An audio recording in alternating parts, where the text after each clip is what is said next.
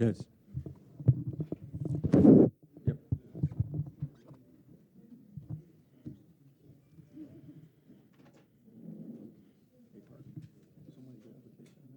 Hmm? Hmm? Sister Desiro's doing. Hmm? Hmm?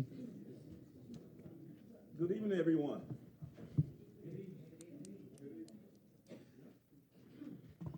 I'd like to call to order the 75th section of the 11th Council meeting. At this time, can we have a roll call? I'm sorry. At this time, can we all stand for invocation? Our invocation will be given to us this evening by Pastor Emeritus Kathy Desiro. I'm going to do something a little bit different tonight. Microphone, please. Oh, I'm sorry. It's the bottom at the bottom. Middle.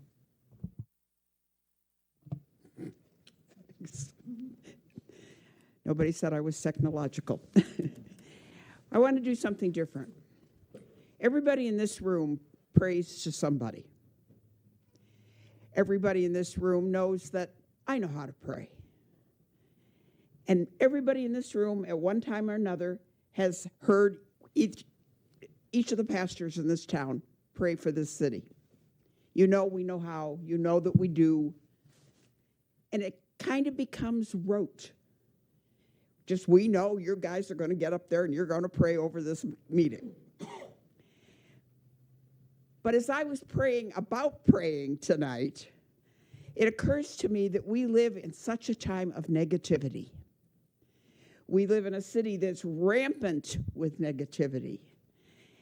And this is a group of people who are trying to bring positivity to this city and change the paradigm that we work in and live in here.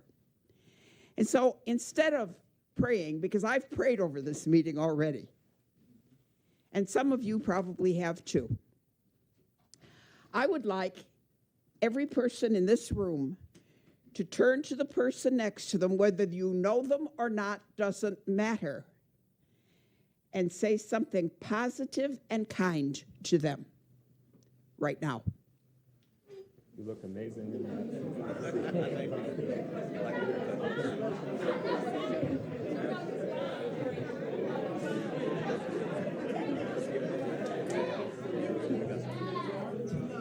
Thank you. We love you guys too. And we thank you for participating and being an active part of this city. It's important.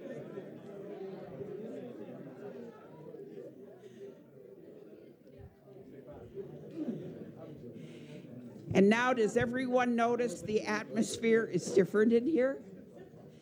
I thank God for his tip and for each one of you that's here to take part in our city to make it better.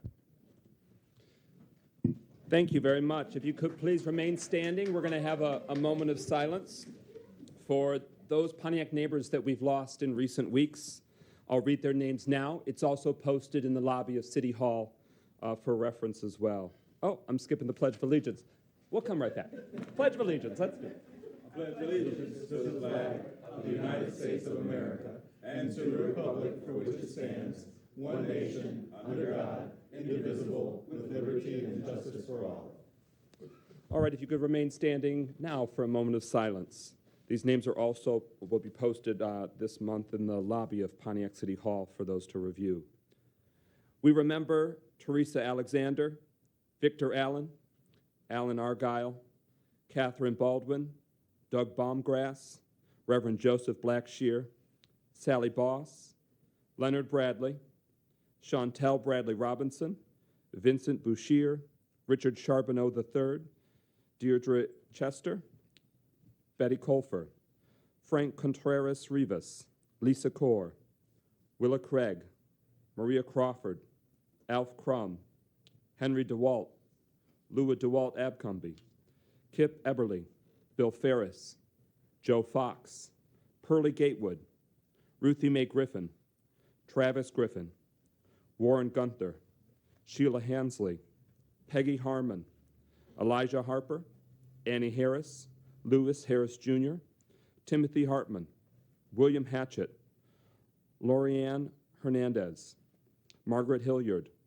Verna Hodge, Wanda Holmes, Carolyn Hubbard, April Jackson, Ewing Jackson, Eugene Jefferson, Edith Johnson, Romaine Johnson Sr., Loretta Kaga, Stephen Corin, Joseph Lane Jr., Frederick Leal, Leon LaDuff, Mark Love, Carl Morrow, Christina McCowan, Kanea McFadden, Samuel McGee, Theodore Mendoza, Wesley Milton, Ruth Mitchell, Joyce Munson, Irvin Myers, Karen Oliver, Leon Prentice, Christina Pruitt, Jean Richards, Marilyn Ross, Tori Ryder, our own James Sabish, Robert Skeens, James Stanley, Dallas Stevens, Lynn Suddeth, father-in-law of a city employee, George Tillery Sr., Elijah Viverette, Barry Webb, Donald Whitfield,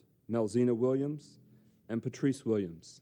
Please join us as a community as we remember those whose names we've just read.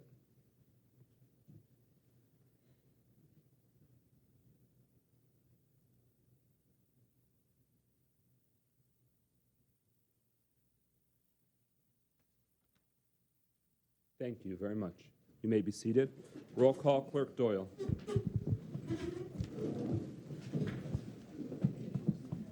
Too many.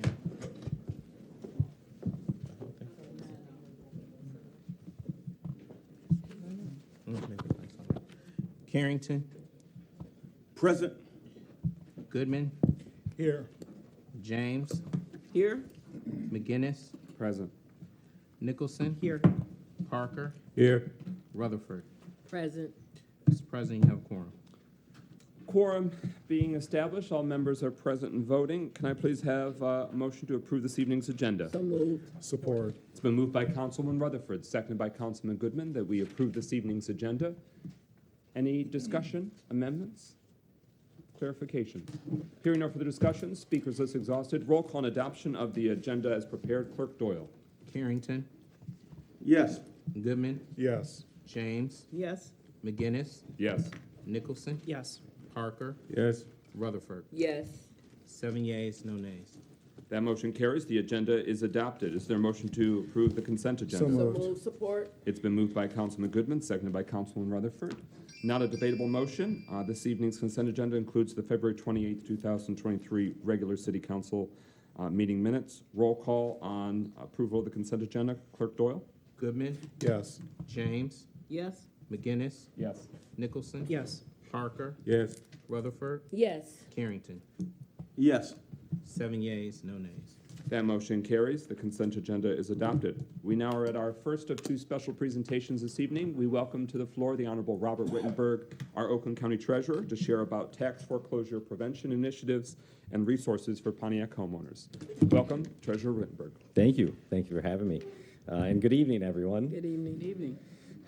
Good to see you all. And I was here last year doing this, and we're doing it again. This is our full court press to really try to prevent foreclosure in our communities, not just here in Pontiac, but all over the county. So I'll be doing a tour throughout city council meetings and township meetings in the county. I was somewhere yesterday, and I was in West Bloomfield yesterday. I'll be in Oak Park tomorrow. So just kind of going all over. So I just want people to know the foreclosure deadline, March 31st. That is the end of this month, that any taxes that are owed for 2020 tax years and prior, so if you owe 2020, 2019, 2018, anything going back, those are subject to foreclosure. And so we want you to pay those taxes if you are able to, and if you are not, please reach out to us. We want to speak with you. We don't know you need help unless you tell us you need help. And so we want to talk to you to try to get you on a repayment agreement or try to get you in touch with some resources, and I'll go over a couple resources that are available to you while I'm presenting today. So first and foremost, call our office, 248-858-0611, or you can go on our website, oakgov.com/treasurer. Again, the deadline is the end of this month, so please, please, please reach out to us. If you know someone that owes their taxes from 2020 or prior years, please have them reach out to us. We do one-on-one taxpayer assistance meetings, and those are confidential, where we will schedule a time, or you can come into our office and we'll chat with you about your unique situation and how we can be helpful. Within our office, we have our Financial Empowerment Center, which is in essence like a financial coach, and you can reach out to Rita, who's in charge there on our team, and you can call her at 248-807-5287. Some other resources just to share with all of you. Lakeshore Legal Aid is not a county entity. They're a nonprofit, but we refer a lot of people over there. It is for legal services for seniors and low-income families, and they help with anything but criminal law. Also, a program that we've been referring a lot of people to is called the MyHalf program. It's the Michigan Homeowners Assistance Fund, and it has, you can get a grant that you do not have to pay back, grant up to $25,000 to help pay for, if you're delinquent on your mortgage, your taxes, your utilities, condo fees, land contract fees. It's up to $25,000. You must have been, there had to have been some kind of COVID impact, and it'll pay for 2019 taxes moving forward. So it would not pay for 2018 or earlier years, but 2019 taxes moving forward. You can go online to MyHalf, so it's mihaf.michigan.gov, or you just search on the internet to MyHalf Michigan. We've actually had, and this is for the state, but here in Oakland County, we've had, I looked at the numbers last week, and I'm trying to remember them, but I think we've had over 400 residents and homeowners here in Oakland County that have got this grant for over $3.5 million to pay back some of their, what they owe. And this is funding from, federal COVID dollars. So want people to be aware of that. There's also another program called My Hope, which is for qualifying Michigan residents can apply and receive up to $25,000. This is a separate program for energy-efficient home repairs, including roof repairs, window upgrades, modifications of heating and cooling systems, and some other things. And they're both through the Housing Development Authority, MISHDA. And so I'll come back if you don't mind. Yep. And then, so this is another program as well that we really want to encourage people to apply for these programs. And then, let me see what else I have here. I want to make sure I touch on everything. I think that's everything that I wanted to touch on. But again, we don't know you need help unless you tell us that you need help, and we're here to help. So again, call our office, 248-858-0611. Go to our website at oakgov.com/treasurer. And again, we are here to help. So that's my message, and that's what I want to try to drill into people's brains. So I know there's some questions here, and happy to answer any questions or go over any other information you want. Thank you, sir. The first question is from Councilwoman Rutherford. Good evening. Thank you, as always, for coming here. Yeah. So we have a population that doesn't have access to the internet, and seniors as well.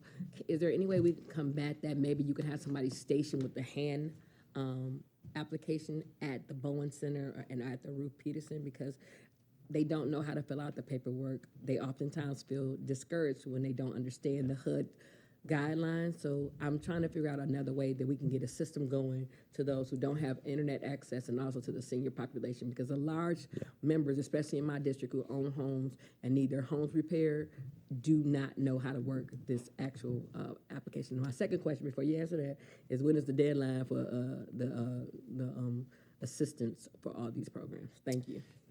Appreciate the question. So first answer is we actually have people come to our office. If they call and they need help, we actually have someone in our office who will sit down and walk through the application with them. So if there's someone that has transportation challenges, call our office. We'll make arrangements. Thank you. But for now, no one has expressed those concerns, but just the concern that they don't either have access to the internet or they want help applying. So they've been able to come to our office, and we will sit down and go through the application with them. So I appreciate you bringing that up. So yes, we are here to help, like I said. So if transportation is an issue, then we'll come meet you as well. We don't want access to transportation to be a barrier for receiving this grant. But it is a state grant, right? And then as far as if there's a deadline, there is no stated deadline. It's just based on the funds that are there and whenever they are exhausted. And as of right now, we have not been warned that they're getting close to exhausting the funds. We're one of the bigger county, or the second biggest county, if you will. And like I said, we've had over $3 million. I think, and don't quote me on this, but I'm saying this on the record here, but don't quote me on this. I think the program has over $30 million that's part of this program, somewhere in that range. And so my guess is if we've had $3.5 million or so to Oakland County, I would guess Wayne could have more than that. But then you're looking at the rest of the state. There's definitely still money in that program, the MyHalf program. That My Hope program, the second program I mentioned for updating your home, energy efficiency, roof, those kind of things, that program actually just started this calendar year. So I know there'll be a lot of time left with that program. Thank you so So, much. yeah. And if people have questions, call our office, or if you do have access to the internet, I encourage you just to look up My Hope. So it's MI for Michigan. So it's Michigan Hope, if you will. So MI Hope, and the other one is Michigan Homeowners Assistance Fund. So MIHAF is the acronym. Okay. Further discussion? Councilman James. Yeah, on the HAF and the My Hope programs. Yes. Are there eligibility guidelines for those two programs? There are. I don't have them in front of me. You can go on there and see, but I think, well, actually for MyHalf, it is up to 150% of AMI, the area median income. Okay. So you'd have to look at what that number is. I don't know what it is offhand. Okay. And then you have to, for both of them, and it might be the same for both, to be honest with you, but you also have to have had a COVID impact, but they're pretty lenient on what a COVID impact is. It's either increased because of COVID, if it was, you have increased expenses, loss of income, loss of a family member. They have kind of a few things that would qualify, quite a few things that would qualify as being impacted by COVID. We've seen, there was a program in the past called Step Forward, if people were familiar. That was a state-run program that was a pretty cumbersome application that you had to go through, and there were a lot of hoops you had to jump through. They actually kind of modeled this after that, and what they learned from that. They streamlined this application process and made it a little easier for people to qualify for these grants. And again, it's federal funding that came down to the state, and it's the state that's administering this, but we are just making sure people are aware of this. Oh, the state administers? Yep, so this those is two? MISHDA. Yep, so the Michigan State Housing Development Authority is the one who is in charge of this grant, not the county, but we are just making sure people are aware of this because it does pay taxes, mortgage, right? People, so then that's, if people are coming to us, it's usually because of their taxes. Further discussion?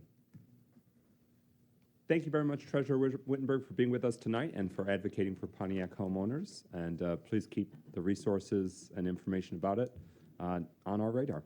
We will do that. Thank you all so much again. Good to see you all. Thank you. Thank you. All right, we are to our second of two special presentations. I give the floor to Councilman Nicholson to introduce the second special In presentation. keeping with our theme of advocating for Pontiac homeowners, we have had in District 2 a developer that has really kind of failed in a number of ways. Many of my colleagues have heard already of three particular properties that I'm sure they will dive into. Our Zoning Board of Appeals has taken a valiant, strong stance in their favor, and I want to keep that moving because as you hear them tonight talk about what's gone on in the Stonegate Point Association, know that this is happening in every one of our districts because the same developer is involved in almost every new construction, modern home, housing build that is going on. So, when you think across our community of the, Galloway Lake Estates, Stonegate, various Stonegate properties they're across really a lot of the associations. So I want to invite members of that community up to the podium that are interested in speaking tonight. Ms. Lorraine, are you? Okay, excellent. Thank you. I'll yield the floor to you. Hi, my name is Angela Williamson. For the record, 268 Payne Avenue, Pontiac, 48341. As she mentioned, I'm the president for the Parks at Stonegate Point. We're a member of 5 associations within that community. So we have actually other presidents here from two of the other associations who are present as well, as long as also with other homeowners, you know, who are here in support as well of our concerns. As he mentioned, the Zoning Board of Appeals heard us because the builder that's come in now had actually come before them to ask for, I guess, approval to allow their mistakes to remain. And that's totally unacceptable. That was, you know, just the tip of the iceberg. But it just goes to show that as they are attempting to just build whatever they want, regardless of what the aesthetic of our community should be, they would rather just do things their own way. I don't understand how it's even possible to build homes without keeping in line with the established aesthetics of the homes. I mean, things ranging from as minor as mailboxes to grading issues where it'll be demonstrated in the presentation that it's actually going to cause foundation issues for existing homes as well as the new homes being built. They have dumpsters where they're overflowing with trash. These dumpsters are a danger. You'll see what's missing from them. They have dug holes that end up serving as potential drowning hazards for small children. They have homes being built without the required coach lamps for the safety feature of having lighting in our community because there are no street lights. They are building homes that have no brick facing, homes that have just no comparison to the existing homes. It's ranch-style homes being put in place. If this were a rental property, they would be classified as a slumlord with the quality of work that they're doing. The presentation will give you very clear examples, and it's also incredulous to me that we have no means of communicating with them. Who they are is still a mystery as far as a contact person. A mysterious phone number in Brighton goes unanswered. That we're being told by our developer, they don't know who they sold the homes to as far as an individual person. We simply know the name because there are signs in front of homes that are sold. There's no means of communicating with this builder, and they are doing whatever they want, and you'll clearly see side-by-side comparisons that shows these homes are clearly different in quality of the existing homes. And so, like I said, the presentation will show you clear details with very specific examples, but we are here to make sure that the mayor, the city council is aware of what's happening here, and we want to put a stop to it. We don't want them to be able to continue to build subpar homes in our community without us having any source of recourse. It's not right, it's unacceptable, and we are here to put it on record to make it known.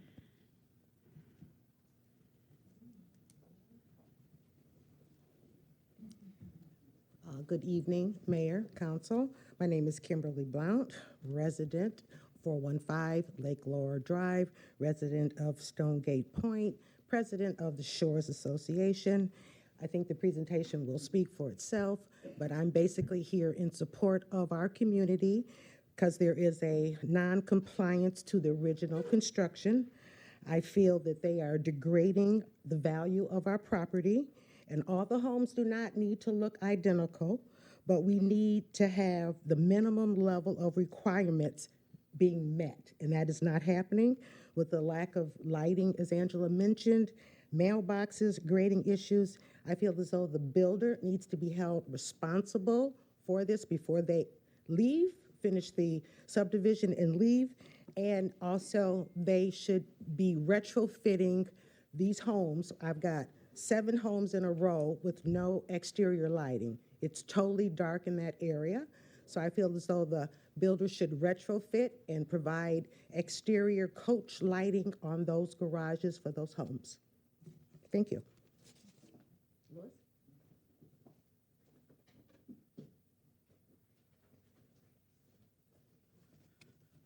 Good evening, everyone. My name is Louis Jenkins, 248 Samburu, Pontiac, Michigan. I am on the HOA board as well as the president for the Towns of Central Boulevard. So unlike my other board members that live in homes, we live in townhouses there. How this building project that the developer as well as, or I should say the builder, is affecting us is in a little different manner. As you can see on the screen right there, it says a premier Pontiac community. A premier, you laugh, a premier Pontiac community. When I drive home every day, I'm getting to the point where I'm depressed coming home. When I look around and I drive through and I think, I'm like, wow, I really bought over here. When can I get the hell out of here? That's my real thoughts. The reason being is because when I drive through every day, unlike the homeowners, we have to pass up trash from the dumpsters. I know exactly what every person that worked on those homes that are building those homes, what they have for lunch and breakfast. Why? Because it's on the ground. There's no means for them to drive their trucks, their semi-trucks, to deliver whatever supplies without damaging the streets that we're already fighting, and Tim knows about this, that we're already fighting to get fixed. It's more damage. That means more that we're going to have to pay to patch up to get us ready for the next year. Not only that, there's not construction fixes. Now, it's sad to say I work in the West Bloomfield, Troy, Rochester, and whenever they're building, I always see like 6-foot construction fences, and then I come back home and I'm like, why can't we have 6-foot construction I've stopped fences? the timer with the attendees in this evening's meetings who are at the That's doors. fine. No, not you. The people behind you that have just walked in.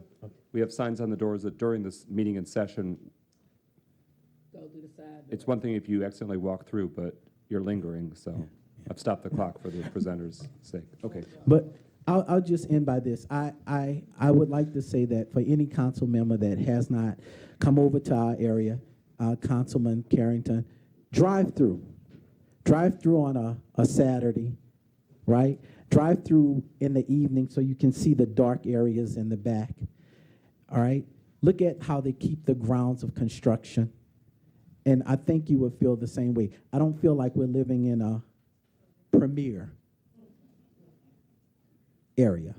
Thank you.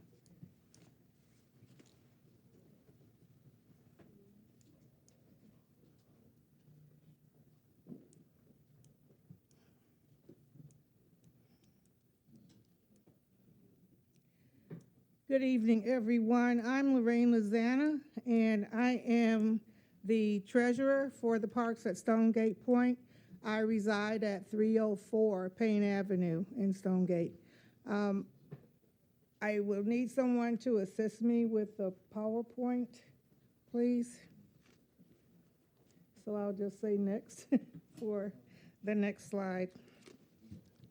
So you've heard quite a lot from the other presenters, but as the saying goes, a picture is worth 1,000 words. So I am here to actually show you what has been told to you already. But to give you some information about Stonegate Point, yes, it was a premier community until this builder, Century Communities, came in. And we feel that Century has really disrupted our community. So we started in 2002. The developer did the plan as a condominium development. That was 2002. So as a condominium development, we have a master deed, we have bylaws, and there are plans for the subdivision that should be adhered to. When the developer set up this plan, in the recitals, he designated it as high quality and character, quotes. So somehow we've gotten away from that with this builder coming in. So for those of you who may not know, Stonegate is located between Elizabeth Lake and Johnson, and we're just east of Telegraph. So we have single-family detached homes, and then there are single-family attached homes. And we have 5 communities within Stonegate, 3 of which you've heard from tonight. One of our concerns is that we were not given notice when this builder came in. And it always have been my thinking, and for other projects, that when there's a development, the resident should be given notice. That did not occur. The homes just started popping up. So we feel, next slide, please. We feel that Century is not, their construction is not in keeping and not comparable to the rules of the master deed. And I will show you that next. So this is a picture of one of the existing homes. Now, all homes don't have the same architecture, but all homes fit in the community. So that's a trend, they fit. So our homes are basically 1,800 to 2,600 square feet. We do have a few that's smaller. So this particular home has the windows and doors. We have bay windows in it, in the front and also in the rear for the patio doors. Some people have bay windows. The windows have grills. They're not just plain. So that's one of the architectural features. This particular door entrance has an archway, which is a very nice architectural feature, and it has transom windows. Next. Another existing home. As far as garages, we have 2 and 3 car garages. Some have front entries and some have side entries. So in other words, we don't all look alike. There's differences in our homes. They also have the coach lights because we don't have street lights. And these lights are dusk to dawn, so they will come on automatically. Next. So now here's an example of a home showing, this picture was taken at night, so you can see the coach lights that's on this garage. Again, an existing home. Also, the existing homes are 2-story and have beautiful landscape.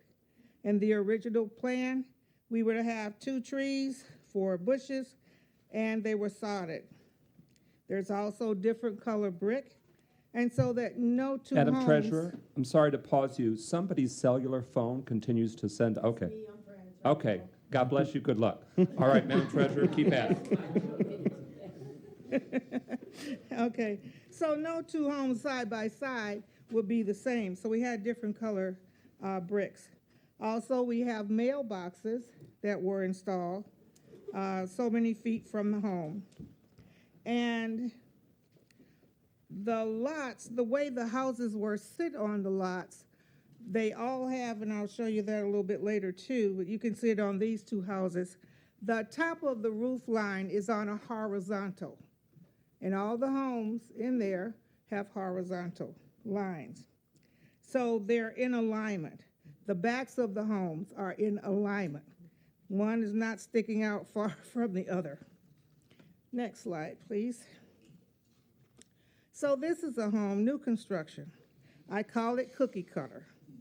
And if you even go to some of the other communities where this builder is, that's what you'll see, the same old thing. It's cookie cutter. Stonegate doesn't have cookie cutter homes before this builder came in. This home doesn't have the architectural features of existing homes. And the spot they chose to start with was around our lake. And anyone knowing anything about real estate, usually the lots on the lake are the most expensive. But this is what they chose to put on the most expensive area of the community. These houses also don't have mailboxes. Next, please. Again, example of the new construction. They have the small windows.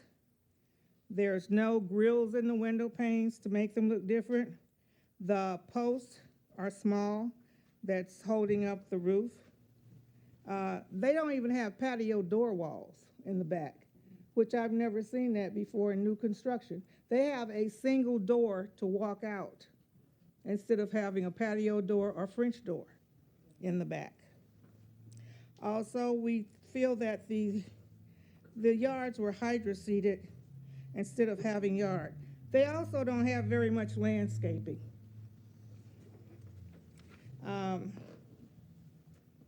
I don't think you can see it probably from afar. Maybe this isn't a photo, but it was a previous photo. There was like one little tiny tree that was in the city property instead of in their property. So it was from the sidewalk to the road is where the tree was set instead of within their own property. Next. This is what we really dislike, is this builder has infiltrated the two-story homes and put in ranch homes. This particular one is on Tom Street, right behind me. It's 1,400 square feet. The elevation may be a little different, but that's basically the home. Also, if you look at the picture to the right, you'll see how now everything, the roofs are not on a horizontal. That ranch home top roof line is on a vertical. That's really out of place.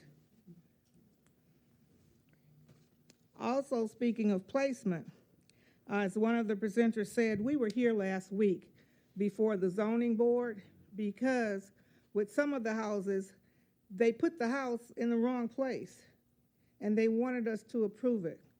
So for instance, one of our neighbors that's here tonight, the house was too close to the side of their house. So they were kind of encroaching on them. They wanted to keep that. Had we not been here to speak up, we believe that the zoning board would have approved because there was no one here to object.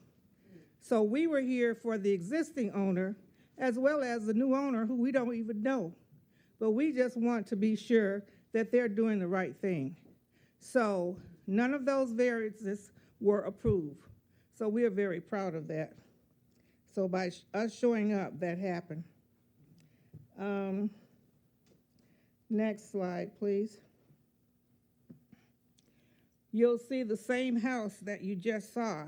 So what I'd like to point out here is look at again, how this ranch house just sticks out like a sore thumb. Look at the two houses that they put between existing houses. Just look at the lines. They're not in alignment even with each other, let alone being in line with the existing homes. It looks zigzag. Our houses didn't have zigzag backyards. That ranch house that you see has very minimal yard in the back, probably about 50 feet, whereas the one next to it, yard is enormous compared to the ranch home. The picture to the right, if you stand in the street on Arusha, I believe this was taken from Arusha, you can look at the land between one street and the next, and you can look just down the road. You don't see anything sticking out like the picture that you just saw because the houses are in a line. Next, please. This is really a problem. This picture, the one on the left and the right, just taken at different times of the year. This is between Tom Street and Payne Street. These people now have ponds in their backyards, and it was not designed for ponds. So they are concerned that this ponding of water may damage their basements, the structure of their homes. And then who will pay for that if someone from the city doesn't have the builder do a better job? So they are very, very disgruntled about that. So now they can't use their yards as they could normally because now there's water sitting in the back. So maybe it's a cause of inadequate grading, could be both. We don't know. But we want somebody from the city, whosever job it is, to come out and have that builder take care of it. We have to take care of our homeowners.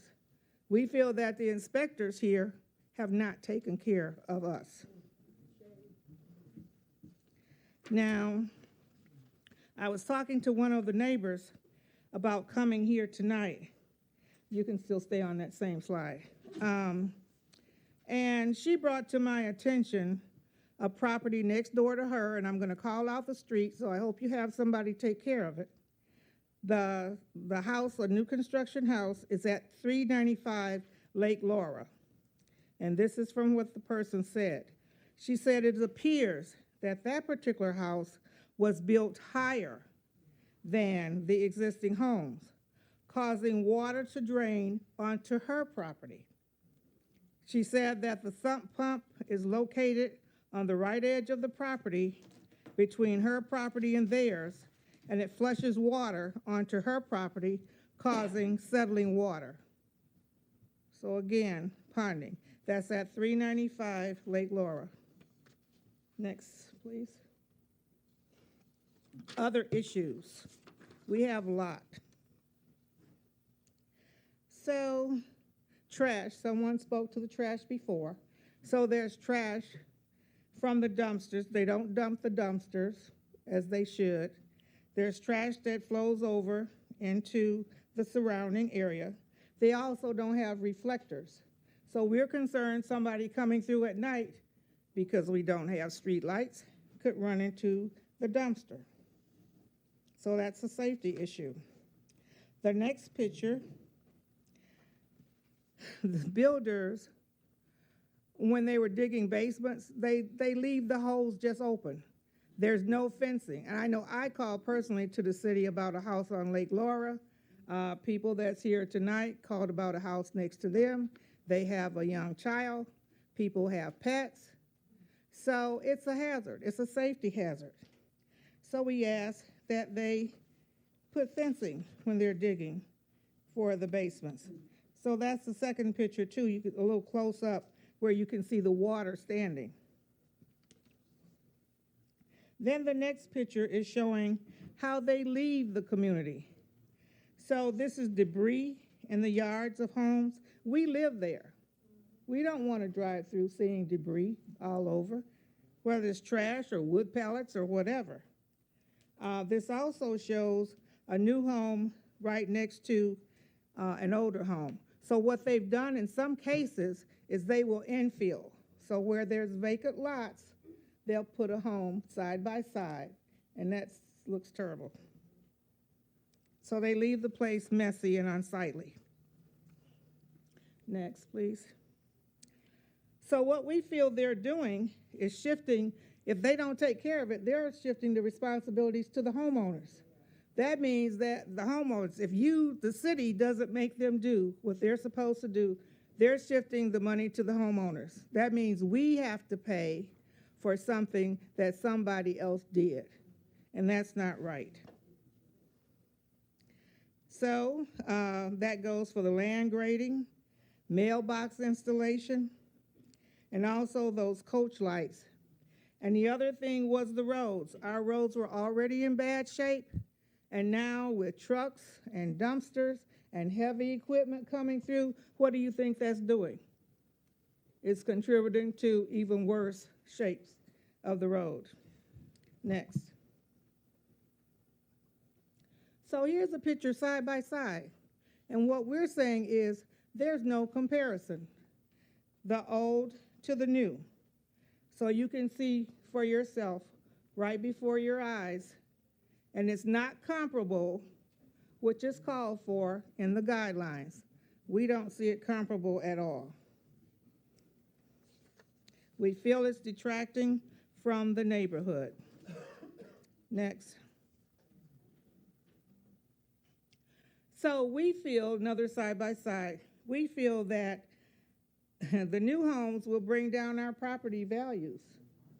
You know, when you buy a home, usually that's the most expensive item that you'll buy in your life if you're just a regular working person. So you invest in that property. You invest in keeping that property up. So you want it to stay of good value. And again, we feel that we're losing that high quality and character that was initially called for. The new home styles just don't fit. They really don't fit. They don't blend in with the rest of the homes. Again, they stick out like a sore thumb. Detracts from the aesthetics of Stonegate. Next, please. So, why are we here tonight? Why is Stonegate here tonight? To address our concerns to you. We feel that the city of Pontiac bears some responsibility, as well as the builders. We want you to have those inspectors out there doing their jobs so that we do not have to go before that zoning board and ask for, or rather shut down, and not to give them variances for what they have done incorrectly. We want you to work with us. We want you to help us. Phone calls and emails have been ignored, as our president said. So again, we want that communication, and we feel that the city can help us with that. So what else do we want? We would like our basements, grading, and construction halted until we can get these issues resolved. Otherwise, they're going to keep doing the same old thing. If nobody stops them, why would they? Why would they change if nobody brings these things to their attention? So we're looking for help from the city to do that. We want a written response and a commitment, not just to say, but we want something that's going to be in writing. We also don't want any additional ranch homes. You have seen for yourself how it just throws off the whole design of the community with having those ranch homes. And even the style, the elevation of the home doesn't look good, in addition that it's a ranch. We want the builder to offer new products. We'd like to sit with them and see what other styles do they have that may be more fitting to the community so that they don't mess it up anymore. So again, we want a commitment that they will repair when it comes to the roads, repair when it comes to the water that's ponding, that's ponding, and any other issues that we have brought up. So I too will invite you to come out day and night and look at Stonegate and see what has happened to our community. We feel sad. We feel sad that our community has turned out the way it is. And we want some answers. We want that resolved. And especially, we don't care about somebody building, but give us a decent product. Thank you. Thank you. Councilman Nicholson? I want to say thank you too. You've been incredibly patient, which is beyond your responsibility. This neighborhood has not only just what we've seen tonight, they have millions of dollars on the line with this streets because they went through the same thing with a bad contractor. So this is trauma. This is history repeating itself. And this is not and has never been an angry mob style community. This is a community that has reached out very patiently, has tried to work across lines, has worked with, especially with this builder. My first time out to Stonegate after sitting in this chair, there was a woman who, and it was actually one of the homes that you showed in a picture, invited me out, and it was her first child, and she is in her mid to late 40s, and she had her baby on a leash because these holes were sitting there and there was water in the hole. And this is a kid, this is a toddler that wants to get out and play and run around, and this neighborhood has these amazing back valleys that go into huge green spaces. When you look at the plans for this community, there was a ton of natural irrigation space. That has been ignored by this new developer. We've had houses who, I'm glad that the ZBA heard and and finish the way that they did. But, you know, when we look at these, the lot lining that's going on, there's no space for the water to naturally irrigate. We just heard from the Water Resource Commission last week about natural irrigation and stepping, and, you know, and that can't happen when we continue to lot line or we build these longer homes that then break away sight lines and irrigation fields. And it's just, it's bad. It's bad business, it's bad planning, and these homes are, you know, these are beautiful homes. These are family estates that will be handed down from family to, you know, generation to generation. And those homes that we saw, when you saw, especially the picture that had the newer construction next to the older, that felt like, to me, a house that was built 20 years ago. That would have been new construction 30 years ago. It's just, the quality's not there. If you live in any of the 5 Stonegate communities, if you're comfortable, please raise your hand. Yeah, this is about a 2% of the amount of people that live there. So we can, you know, we can certainly, you know, do whatever we can as citizens. And I know the mayor's going to talk about some changes that have happened in the administration and some commitments that we can make moving forward. We have a fantastic planner that's just joined us, and I have every reason to believe that he will have some good things that the associations can implement as well, to safeguard themselves, and ways that we can work with the city to make sure this doesn't happen in the future. Anybody who wants my contact information for any of the code-oriented or the building-oriented stuff, I have an annoying voice, and everybody here that comes, they hear me and they roll their eyes because they know it's true. I will be in anyone's office as often as you need me to. The garbage in the streets, they will take care of that. We have a fantastic new code enforcement officer in Clarence Cohen. He's very responsive. Jack, our new code enforcement manager, will be out there too. A lot of things have changed, and they've changed very recently. But I'm on the line with you.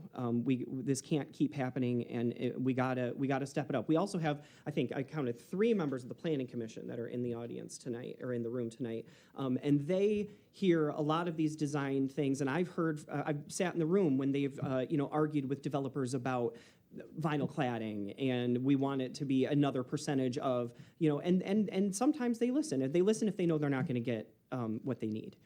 So, I think we all need to be able to do our part and sit at our seats at that table, but we got to figure out some more strategic ways to be able to make sure that our seat at the table is a little bit broader.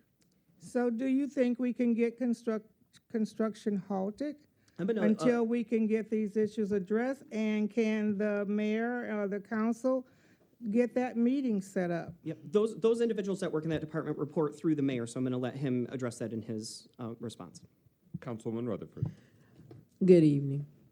So first of all, let me apologize to everybody that live in Stonegate, especially to my sister Kia, who lives on Tom Street, where the house was built to her, where her daughter can't come outside because she literally would fall to her death. It's real talk, so it's personal for me. My question is very simple for the administration. I know the mayor is going to come next. Why weren't the calls answered? 1. 2, what is going to be the response quickly? 3, can we put it all in writing, whatever you're going to do? Those are my questions. Thank you. Mayor Grimal's next on the speakers list. Well, first of all, I want to thank all of you for being here and taking time out of your busy schedules to be at this meeting. This is something that we take very seriously. I know that these problems at Stonegate and various forums have been going on for years, frankly. And we started hearing some concerns about the situation at Stonegate going back to last year, since I came into office, since the current city council came into office. The 2 concerns that I heard about last year were, number 1, the dangerous situation of having foundation holes dug and not having proper fencing around them. I instructed folks to get that addressed, and I was told at the time that it was addressed. I think it took several go-arounds with the contractor before they started properly doing that. If that is still an ongoing problem, then I need to know about that. That's new information to me, at least, but it sounds like that's an ongoing problem. So that's a problem. That's number 1. Number 2, the other issue that I heard about at the time was that the design of some of these newer houses, particularly the ranches, was not in conformity with the other houses. And I've personally been out there on more than one occasion and taken a look at this. It's clear that the ranch-style houses are not in conformity with the existing houses in the development. I brought that up to the then staff people at the city last year, and frankly did not get satisfactory responses from them. We now have entirely new staff in our community development department.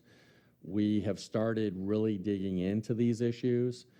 It appears that at least the approvals for, at least the initial approvals for a number of the initial houses that were built in the development were made by the city back before 2022, going back to 2021 and before any of us up here were in office and before any of the current staff, at least in terms of directors and managers in the community development department, were around. So we're trying to piece together the full history here. We also are digging into what legal abilities the city has to properly address this. So there are a few different issues here. One is the safety of the construction in terms of, for example, the construction of and digging of these holes and them not being properly fenced off, and a number of other issues that have been discussed this evening. And I've learned a lot tonight that I had not previously heard about in terms of some of these drainage issues, for example, the garbage that's on the streets or otherwise blowing around on the ground from employees or workers of the contractor. There are a number of other things that I've heard for the first time this evening.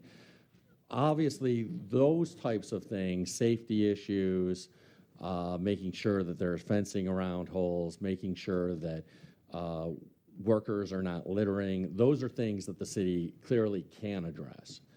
I think the tougher question that we've started really doing a deep dive on with the new staff team in place is, to what extent do we have control and enforcement abilities legally regarding the design issues?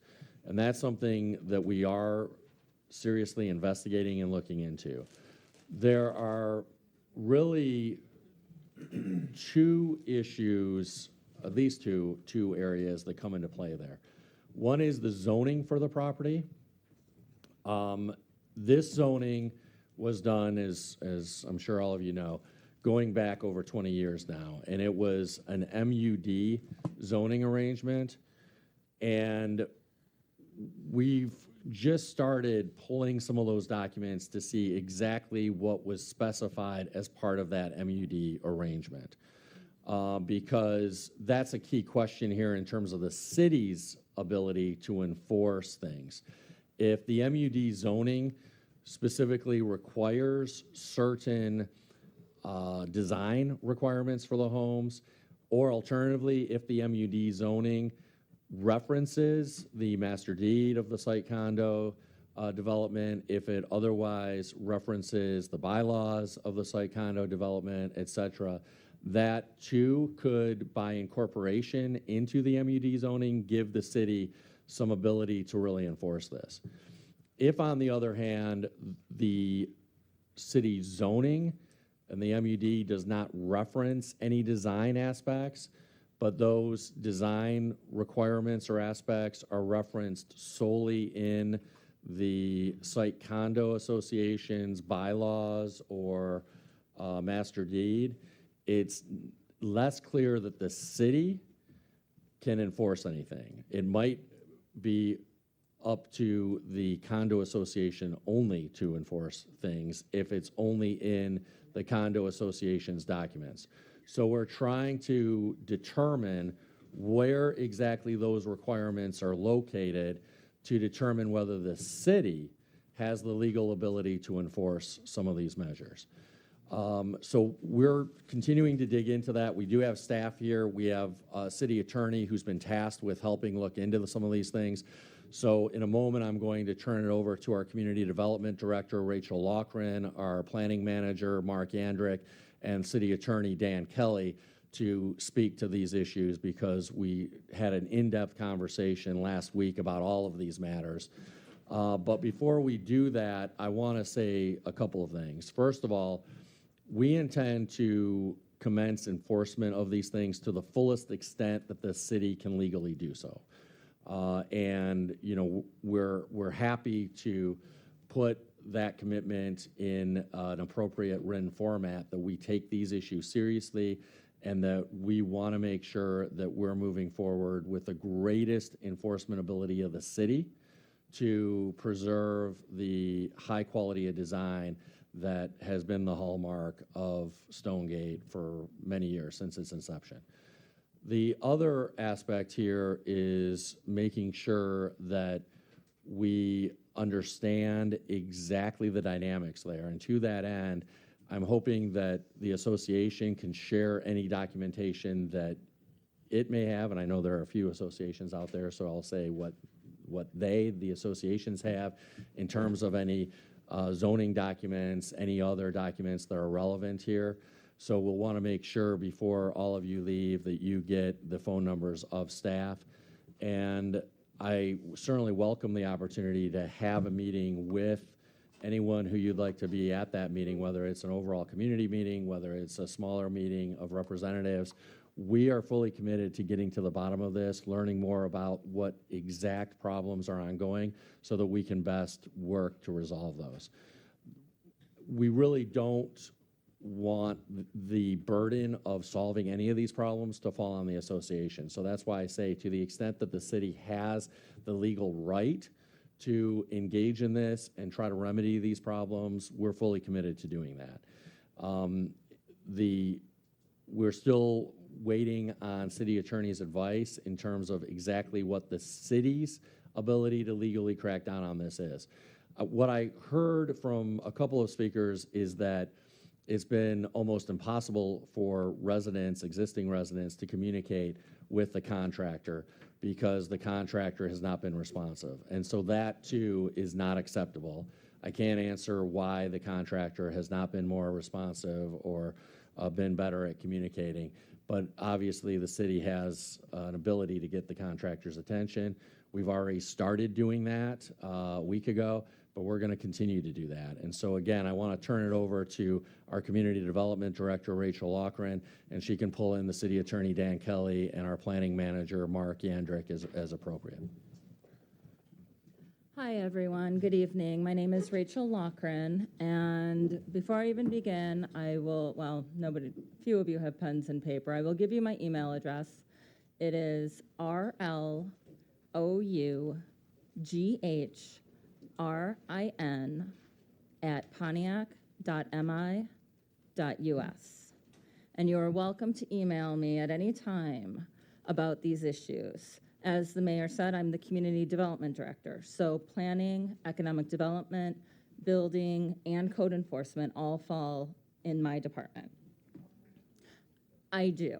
My phone number is 248-752-6520. That's my cell phone number. You're welcome to use it. It's the best way to get a hold of me. You can text me there as well. With regard to getting a hold of the builders, we can get their phone numbers. They are required to put that on their building permit. So if you tell me about an issue, we can get in touch with them.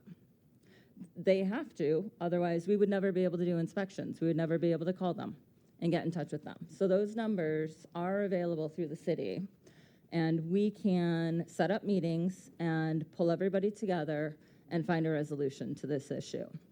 As the mayor said, what we're doing right now is searching for these old documents. When this development was approved by the city did not require bonds, and the city did not keep, well, the city no longer has the records of the original zoning development. This is a mixed-use development, which means it is a zoning district that was developed specifically for this development. So you can't go through our zoning district and find all of the requirements. There were special requirements that were created just for this development. And we do not have those records right now.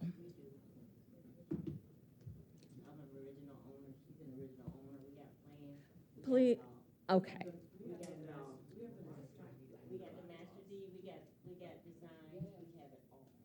They have elevations in there, they have design review guidelines, that's perfect. Okay, well, our problem may be solved right now. So can I get in touch with you tomorrow and maybe pick up those documents, make copies of them, I'll give them right back to you. Okay, so if those, okay, before I get ahead of myself here, I'm very excited about this. This community has about 5 different homeowners associations. So those guidelines will have to be reviewed by our attorney, and he'll have to determine whether or not those guidelines apply to all 5 of those homeowners associations. If they do, then we have everything we need. If they don't, I will have to find people that might have that same information from each of the homeowners associations. And if you can provide that to me, we can go back to the builders and say, hey, you are not meeting the required guidelines of this development. And before I get too far into exactly how we go back to the builders and what we can and cannot do, I think I'll turn it over to Dan Kelly, because I do not want to speak as if I'm an attorney, because I am not. All right, Dan Kelly, City Attorney. Just very briefly, I think the mayor actually did a great job of summarizing it. And I know that the ultimate question is the enforcement ability of the city, and hopefully to shut down any of this further work that is objectionable to the neighborhood.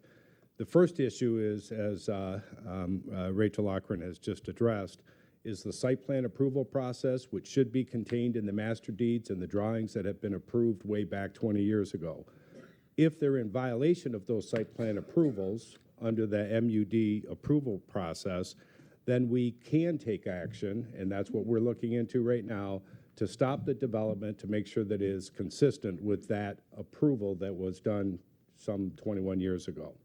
With regard to the other enforcement power that we have, that has to do more with the safety and welfare of the neighborhood and the some of the pictures that I've seen tonight.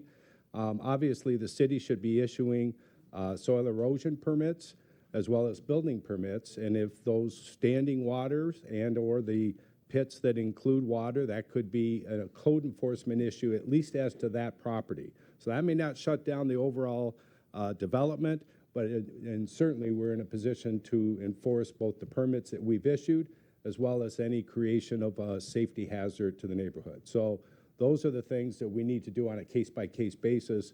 But with regard to the overall development and stopping construction, we'd have to get those site plans.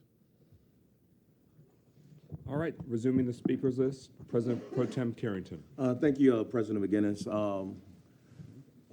Things continue to amaze me as I sit at this seat. The inconsistency over the years and the decades of our departments is appalling to me. There's no way this should have got to the planning division. No way. And we've seen this in just not Stonegate, but many other areas of the city as well. So many inconsistencies have got approved through our city. And I'm definitely appalled, and I'm so glad you guys came down here to talk to us. I didn't really, I go to Stonegate, but I didn't see the new homes at all. I actually go in when you guys have sales and yard sales. I go in and purchase things. They do have the best. But I didn't see these homes at all, so I'm assuming they farther back where the vacant land was, if I'm not mistaken. But it's definitely, if I was on the planning division and went out to inspect the site and I see these homes, there's no way I would have came back and suggested that these homes be built in a community. And the buck starts here at the City Hall with having qualified people in these seats to do their jobs. We making too many excuses. We making too many excuses, and it's time out for that. We have a new administration, we have a new council, and we have to start making sure our staff have the expertise, the education to do these jobs before we put them in these departments. Because it's hard going back and fixing things. It's going to be hard to fix the situation. I'm not going to even sugarcoat it.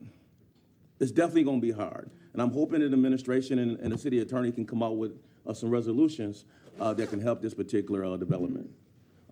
Because it's saddening. I know I'll be upset as well. Just like I'm upset when I see a house that's been burned down and sit there for 4 years and nobody is doing anything with it.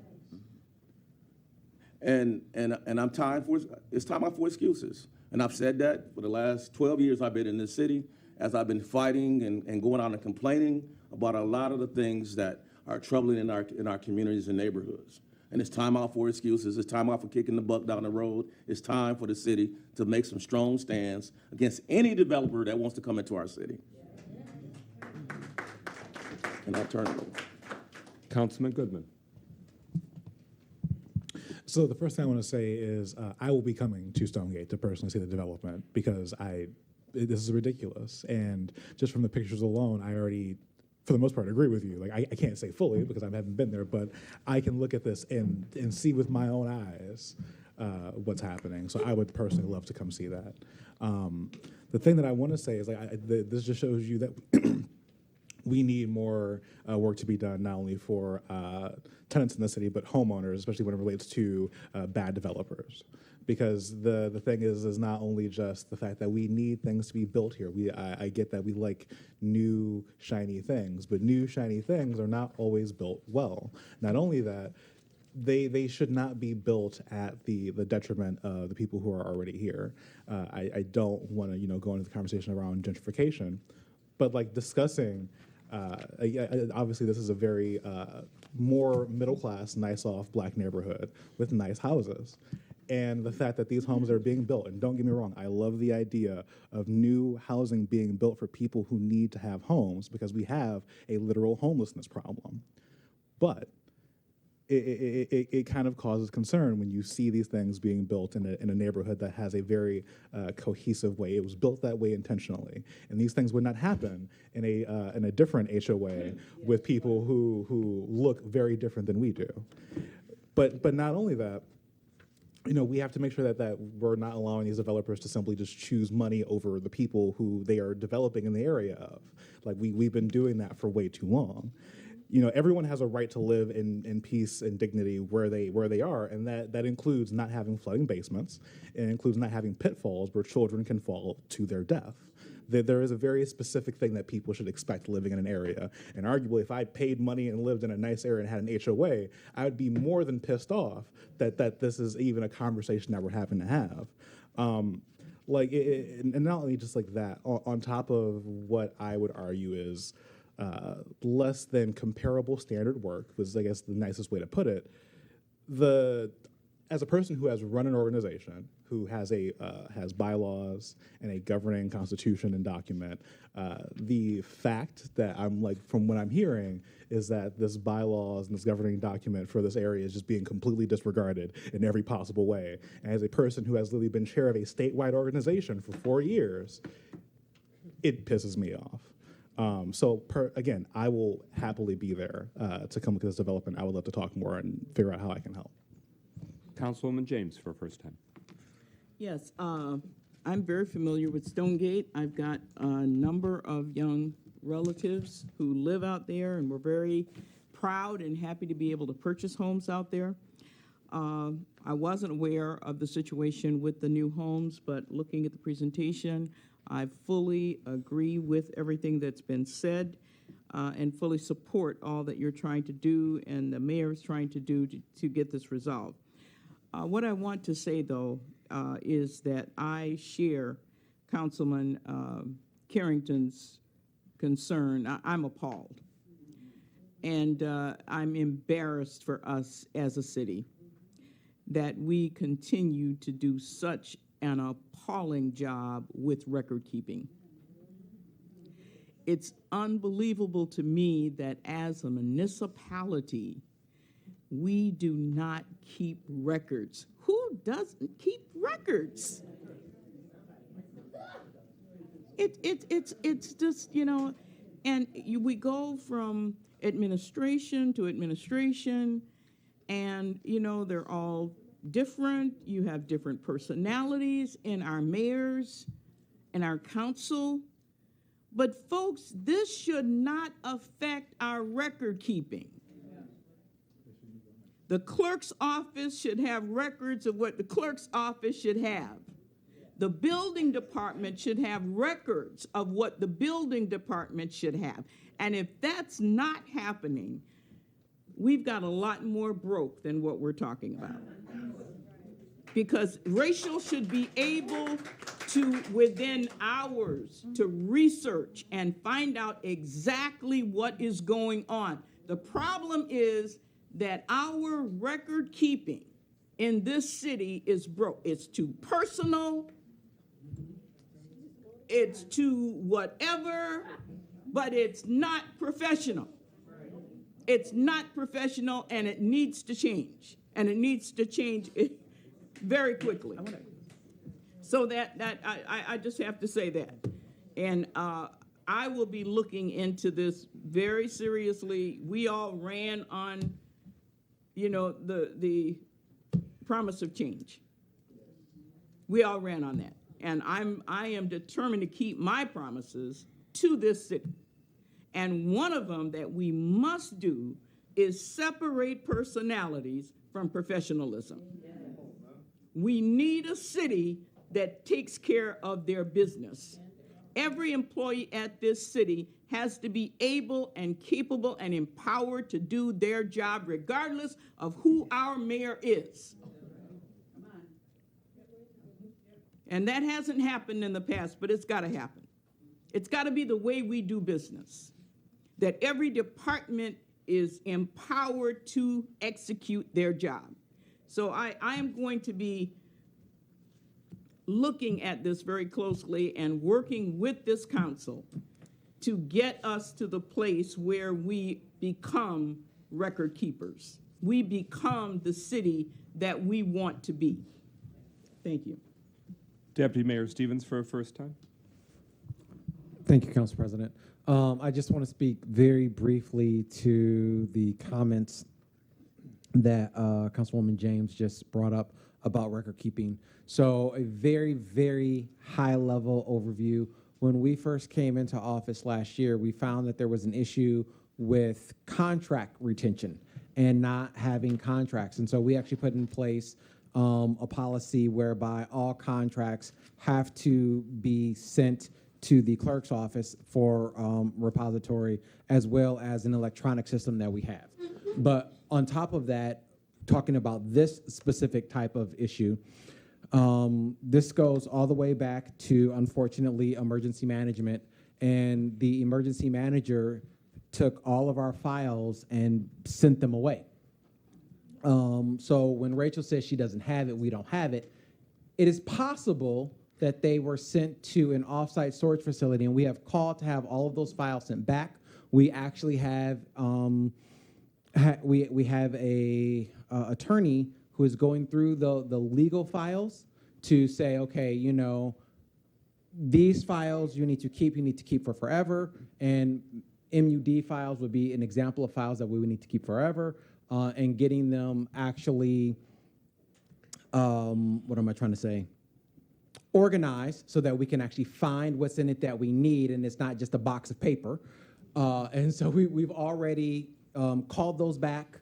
There were about 28 boxes, so we've called those back. We're going through those, looking through to see what everything is, instead of just having it randomly off-site somewhere. So when Rachel says we don't have it, it's not necessarily that we don't have it. It is that we don't have it on-site, and so we are now going through to look for it. So I just wanted to mention that.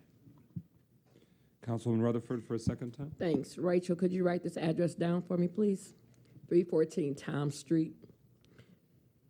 When you ride by it, you'll see there's no fence around it. There's no gate protecting it. Only reason why, because my sister lives in the house. 314 right next door.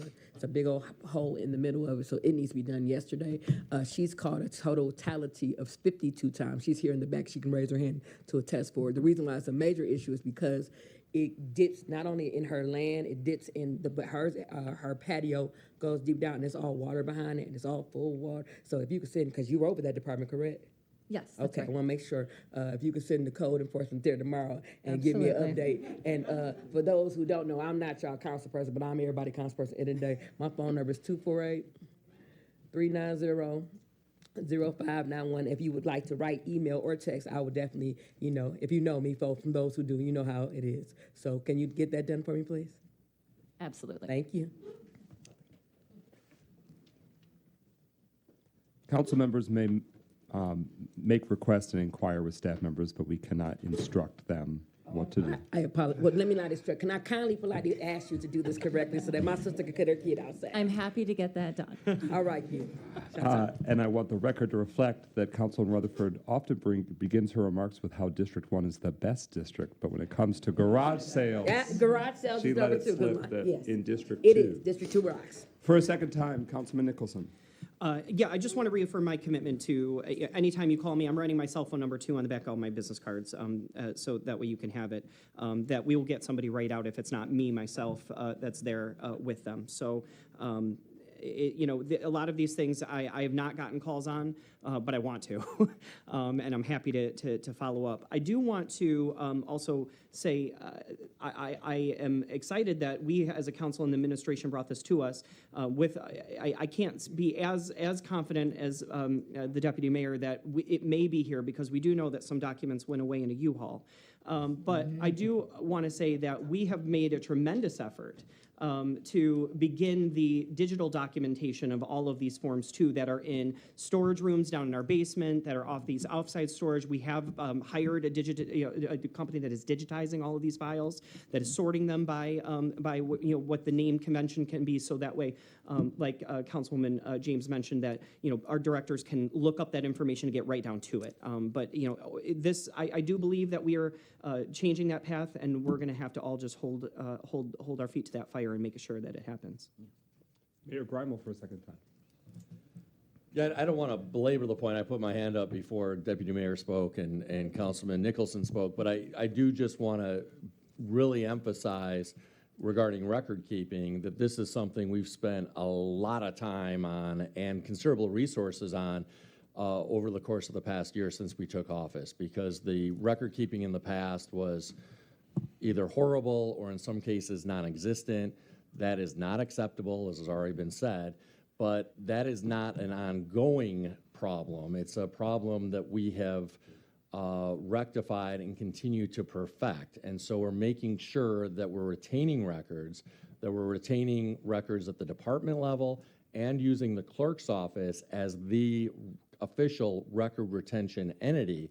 It's not a situation where I'm holding on to anything in the mayor's office. When I get a document in my hand, I immediately give it back to the correct department, because I can't speak for why records from 20 plus years ago don't exist, but what I can do is ensure that records since the time that I took office in January of 2022 exist and are easy to locate. And so we've spent a lot of time trying to correct those problems and make sure that records are properly maintained so that future administrations, future members of the public can access those records as needed. Councilman Parker for a first time. Thank you, Brother President. And I know some of you may have noticed when I left, because as I was listening to your complaints, I recognized that Century Developers is also developing in my subdivision. So I just want to make sure that this wasn't going to be a class action. So I was checking with our HOA members to make sure that what they were doing was consistent with what needed to be done, because we certainly are in with you to help make sure that what needs to be done gets done in your property. So that's what I just wanted to say. We're there with you because we got probably some of the same issues that we need to be dealing with. Councilman Goodman for a second time. And take off the speakers list. Okay. Any other discussion on this special presentation? I want to reiterate I'm sorry, Clerk Doyle, who, by the way, is your neighbor, the Honorable Garland Doyle. Thank you, Mr. President. As the clerk's office is the official record keeper for the city, I just have to say something. The mayor is correct. There is no longer a problem with the retention of records, because the mayor is willfully giving the documents that he signs and enters into that this council approves to the clerk's office. But the previous administration, that was not the case. So it's not that the clerk's office was derelict in not keeping records. We can't keep records that are not given to us. Then in addition to that, we all know that the previous mayor took a truckload, literally a truckload of city documents in a U-Haul away from the city government. This is no different than those classified documents that have been taken at the federal level. It's the same thing. In these particular positions, you're serving the public. These are not your documents. Whenever I leave the clerk's office, I won't be taking any city documents with me. They're to remain in the clerk's office, so where things like this indeed can get addressed. So we should have all of the documents, but we don't have the documents because we've been intentionally not given documents. So I just wanted to put that out there to the public. So it can't be said that the clerk's office was not maintaining documents. We cannot maintain something that you refuse to give us. As a matter of fact, the previous council passed resolutions telling the previous administration to give documents to the clerk's office, and still they were not given to the clerk's office. Thank you. Thank you, sir. I want to thank all of the residents who came out tonight. This is a unique special presentation, one that hasn't happened in recent years because it really is a collaborative effort of 5 different neighborhood associations coming together and making sure your voices are heard. So you may have noticed that our usual rules require a certain time limit, but we know that this was essentially multiple special presentations in one, and then, of course, a lot of questions and dialogue from city council members as well. So I want to thank the residents who took the time for this setting. This is your city hall, this is your city council, and this is your neighborhood. This is very important to you, and we want to make sure that your voice is heard. And I want to thank those that came out to the Zoning Board of Appeals. Obviously, decisions that the city is making, these are us, our fellow citizens, who are either appointed or elected by us. And so it's on us to help make the best possible decisions. By being at the Zoning Board of Appeals, you were able to provide that on-the-ground perspective, and that likely helped impact the strength of the decisions that were made. And I know that's true for all decisions at the Zoning Board of Appeals. So, good neighbors of Pontiac, if you get a notice saying that there's a zoning matter or a planning matter coming up and it's in your literal or figurative backyard, don't dismiss it. Find out. Ask a neighbor that may already know, because it literally could impact your house and your land and your quality of life for decades. So an involved citizen is going to be a happier citizen. But thank you very much for investing your time this evening as we continue these important deliberations. All right, with that, that concludes that special presentation. We're at recognition of elected officials. Are there any current elected officials in our community that wish to have the floor to give us an update on their positions? With that, we are now at agenda address. We'll give, actually, without objection, we'll have a 30-second recess, and that's for any members of the audience who wish to exit. Now's a good time to do it where you're not disturbing the meeting. You can certainly continue your conversations outside, but if there's too big of a crowd, you might want to move it downstairs so that way the roar of the citizens don't drown out the continued meeting to go on. We're at recess for 30 seconds without objection.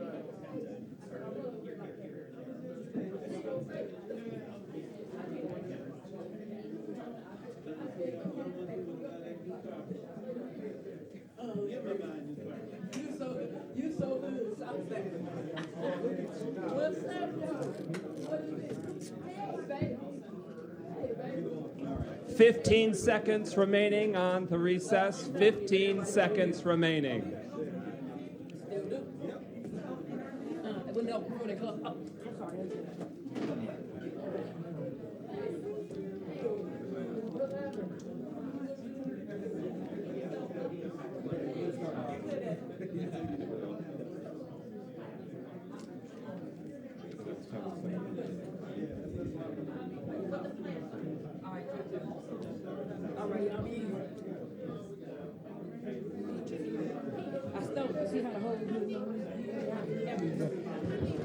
International, go here.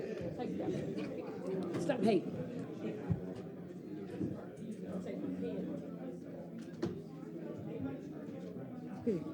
It's been 3 seconds. The chambers will come back in order. The chambers will come back in order. The council chambers will come back in order for the good of the order, for the order of the good. The council chambers will come back in order. All right, we are at agenda address, the community's opportunity to weigh in on items that the council will be considering tonight before they're considered. President Pro Tem Carrington, any requests tonight? Yes, President McGinnis. Mr. Chris Norcross.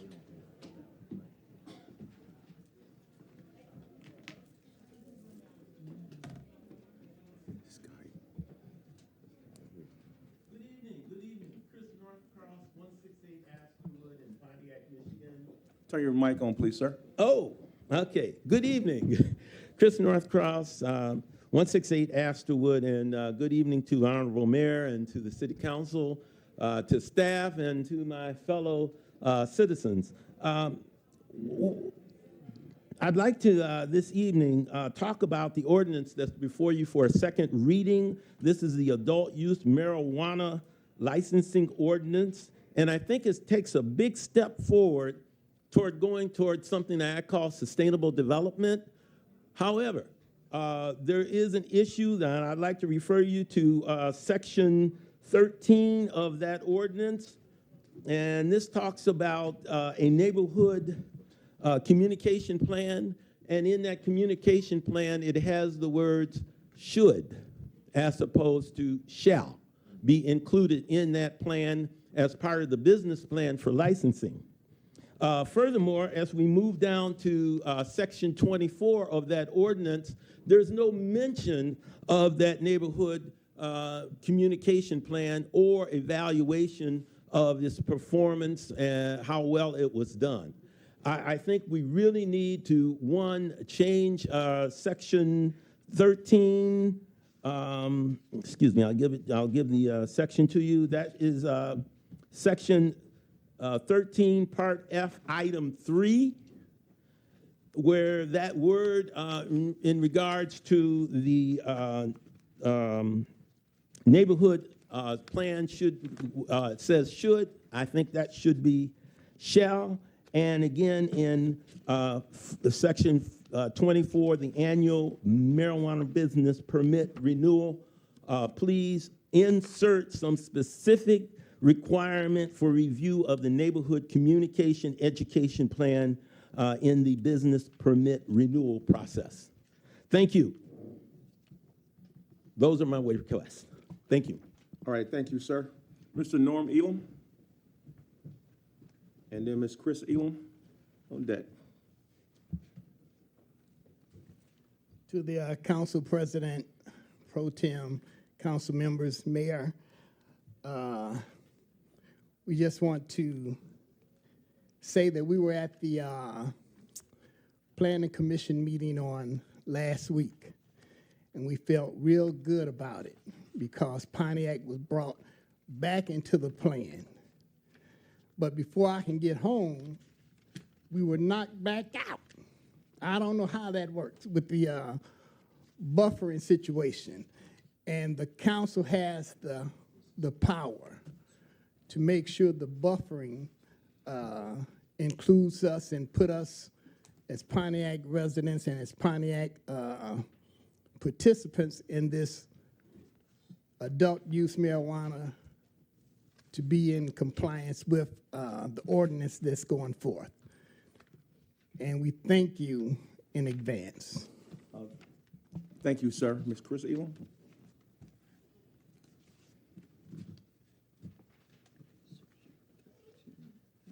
Good evening also, Pontiac City Council and our mayor also. I'm going to keep it brief. I've been thinking about it ever since the planning meeting. I do want to say thank you to our council president, Mr. McGinnis, for keeping us alive in this situation.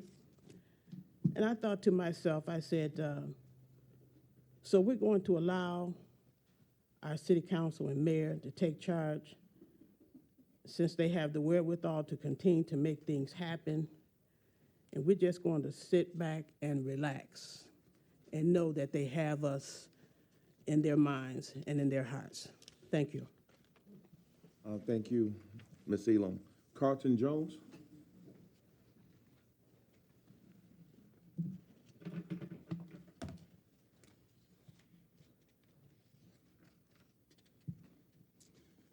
Mayor, council, staff, I want to just say that I've been down here several times, and I want to say one of the things we got to say about our community, and I was glad to see that community come out today, that we've got to realize that people who work for the city, you all as council people, we have to get out of the business of picking winners and losers in this process. I think it's quite clear that zoning can make a difference. So if we let zoning pick winners and losers, I'm going to tell you what has happened to that community before.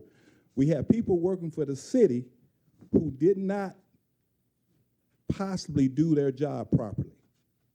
And right now we got a situation where we have this adult use marijuana process going on. And if we want to continue to attract good, solid business people here, we got to treat them fairly. And there's no way that you can say that what the Planning Commission proposed is fair to all the people that's been in this process. When you put specific zoning that is contrary to medical and it's the same industry, you're trying to pick winners and losers. You have to be very conscious of what happens in zoning. Because when you zone somebody out in the middle of a process, it's not fair. And I want you to know that that right there is an issue. We have 5 people that was properly went through and vetted for medical that were on the Woodward area. Now you've zoned 2 to 3 of them out. That's not fair. We have to be very conscious. And if they're putting it in the council's hand, council, you need to be aware of that. Just doing 1 or 2 does not make it fair. Thank you. Thank you, Mr. Jones. Ms. Patrice Wright, what agenda issue? Ms. Beatrice Wright? That is I. Okay, what agenda issue?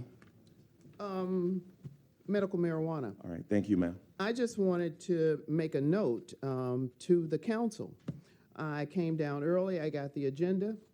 I thought about the things that I do as I am reading your agenda or reading anything. What you have here are just this item and 3 sub-items. And I just want to admonish you, to advise you that reading is fundamental. And I applaud you for the work that you do. But if you don't read it and do your due diligence, we will still get things that we didn't intend. That's all I wanted to say regarding that. Thank you. Thank you, Ms. Wright. Dr. Deidre Waterman.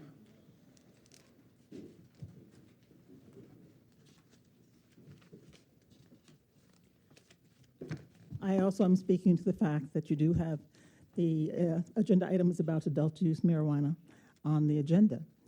And this has been a long process from 2018 to the time that this council is considering adult use marijuana. And a number of us have been coming down here and lobbying for things that I see that you have incorporated. I'm proud of that. One of the things was, even when I was mayor, people said, make sure you don't put this in our neighborhoods. And you took out the loophole in medical marijuana that allowed such facilities to be located in neighborhoods. Thank you for that. Because just like we have rules about liquor stores not being next to our churches and our child care centers, we didn't want medical, recreational marijuana, adult use marijuana to be close. So thank you for doing that. The other thing you've done in this round is that you now have said that you will have an objective, measurable, fair way of scoring who is eligible for community benefits. The last round, a lot of the neighborhood organizations said they were never knew or never consulted. And so now you give a wider array of people that you will establish what the priorities are in terms of scoring that in an objectional manner, and maybe open up the door for what really are neighborhood organizations and who really should benefit from the community benefits. I'm proud also that the Stonegate people did come and talk about this beautiful area. And when I was mayor, we were able to get them $1 million as part of a development agreement to improve their streets. So when they can settle some of these issues, that $1 million is there to help them finish the streets for that wonderful neighborhood. I'm still kind of stunned by what our clerk said. I won't try to address that directly, but for people who know me and my what we try to do for administration here, you can put in the context. The clerk was unhappy That with does me conclude your time. because he was not selected for That my does deputy conclude mayor. your time. Okay. Thank you, Dr. Waterman. Mr. Matt Gibb?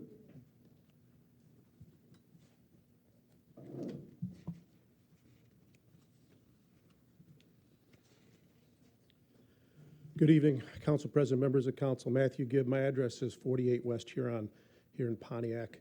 I rise to on issue number 3 on your agenda and ask you that you begin to make more practical decisions. All of you know my background and my work here, and what I mean by practical decisions is to begin thinking about the impacts of this on the city as a whole, not the licenses, not anything else, but the city as a whole. And here's what I mean by that. We're in year 4 of this process without a license issued yet.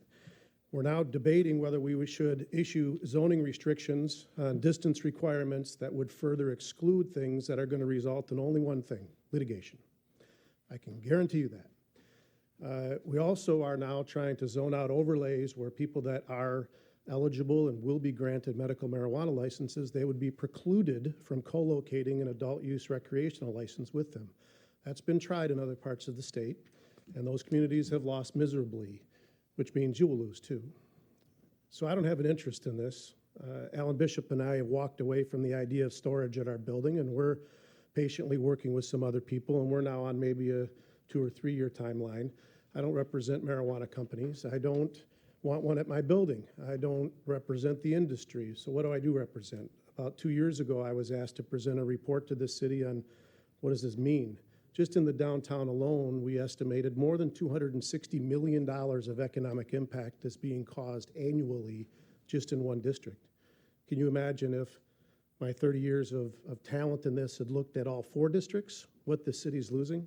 Last week, the Oakland Press and the state announced that they'd be issuing $59+ million of tax benefits for marijuana licenses. Wouldn't it be great if we had that money right now? I'm sure the mayor would like that. He would love that. But we're not doing that, are we? We're bickering over licensing. So what I would encourage you to do what's right by your attorney. Those medical marijuana licenses are entitled to co-locate with adult use. And if you take that away, it means you're choosing litigation. It means you're choosing hundreds of millions of dollars of economic loss in this city. And you will see this process end maybe in 2 years. And so your decisions are, do I want litigation and 2 more years of economic loss? Or will I do what the attorneys are advising you and simply say the medical marijuana licenses are allowed to co-locate with adult rec and move this process forward and get it done? Thank you. Thank you, Mr. Gibbs. Is it Justin? Jurgen. All right. Thank you, sir, for helping me out.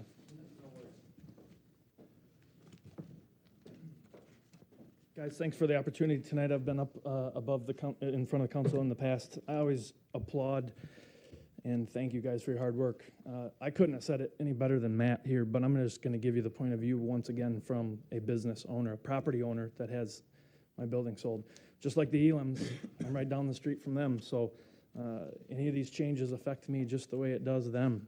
It's tough, right? Because we all see the logic. We spent 4 years to this point, 3.5 years deliberating over good conscious decisions and rules for the medical to completely disregard them at this point for adult use. So while I applaud everybody up here for moving quickly on the idea of bringing adult use in to make it viable for these companies, I'm worried that we're going to make some decisions that lead us into litigation. I've had enough of it. It's been 4 years. I know they've had enough of it, and we're not the only ones. I still have yet to hear from anybody on this council why we would exclude adult use in that non-overlay. I have not heard one person say, here, this is why we're going to make this change. So I implore you to look at this logically and think just like we would as business owners, property owners, because you guys are, some of you are business owners, but you're all property owners here. So consider what we're going to do here. We have 3 other overlays that we've left alone and said, hey, we can mirror this medical. We have one that we haven't. Why? So that's what I ask of this council. Again, I appreciate the hard work. I know this isn't easy. Thank you all. Thank you, sir. Ms. Kia Green? Mr. Chuck Johnson? Ms. Jean Zielinski? And then Larry Jasper on deck.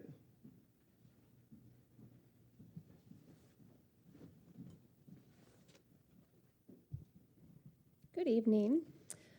I'm here to discuss item number 3, adult use marijuana. I'm Jen Zielinski with Common Citizen. I've been obviously attending these discussions here at council and with the planning, and I am, to say the least, disappointed. I don't quite understand how one product available desires different zoning than another product in the same industry, same service. It's quite baffling.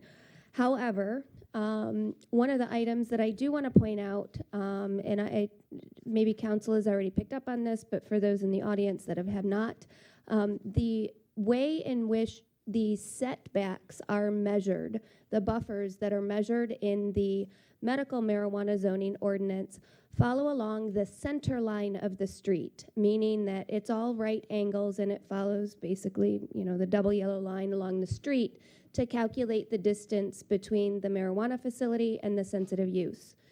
In the adult use zoning ordinance, what is proposed is that it is a radial measurement, an aerial measurement, where it goes from the property line to property line. So that is in effect what is causing havoc in some of these overlays, is because you're moving the goalpost and you're changing the way that adult use facilities are measured in distance to their buffered uses versus medical. And it baffles me. I certainly resonate what Mr. Gibb and Mr. Juergens said. They hit the nail on the head, period. It's incredible. And the only thing that I want to maybe remind council of is you all have a moral obligation to do what's fair. So does the industry. That does conclude your time. Thank you, Ms. Zielinski. Mr. Larry Jasper?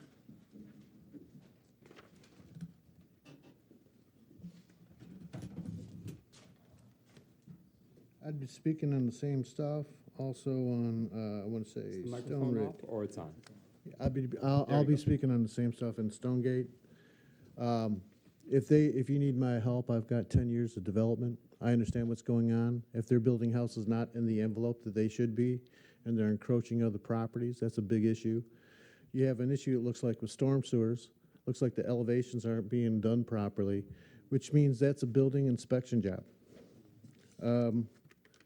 The HOA may have a way of handling that, but you should have records of at least the envelope where the house should be built before permits are pulled. That's the basic, 101. The flooding should be taken care of immediately because it's a safety hazard for all children. And as far as fencing around basement holes, that's not normal in the construction, but because the subdivision is only half done initially, you should have something, and that's something the council can do. You can run and pass a motion to make that happen so that they're protected, and that's something you should do, and the mayor should know that. As far as the marijuana goes, when they first did the medical, it was we had to be very careful about taking care of our citizens. Now all of a sudden, it's easy.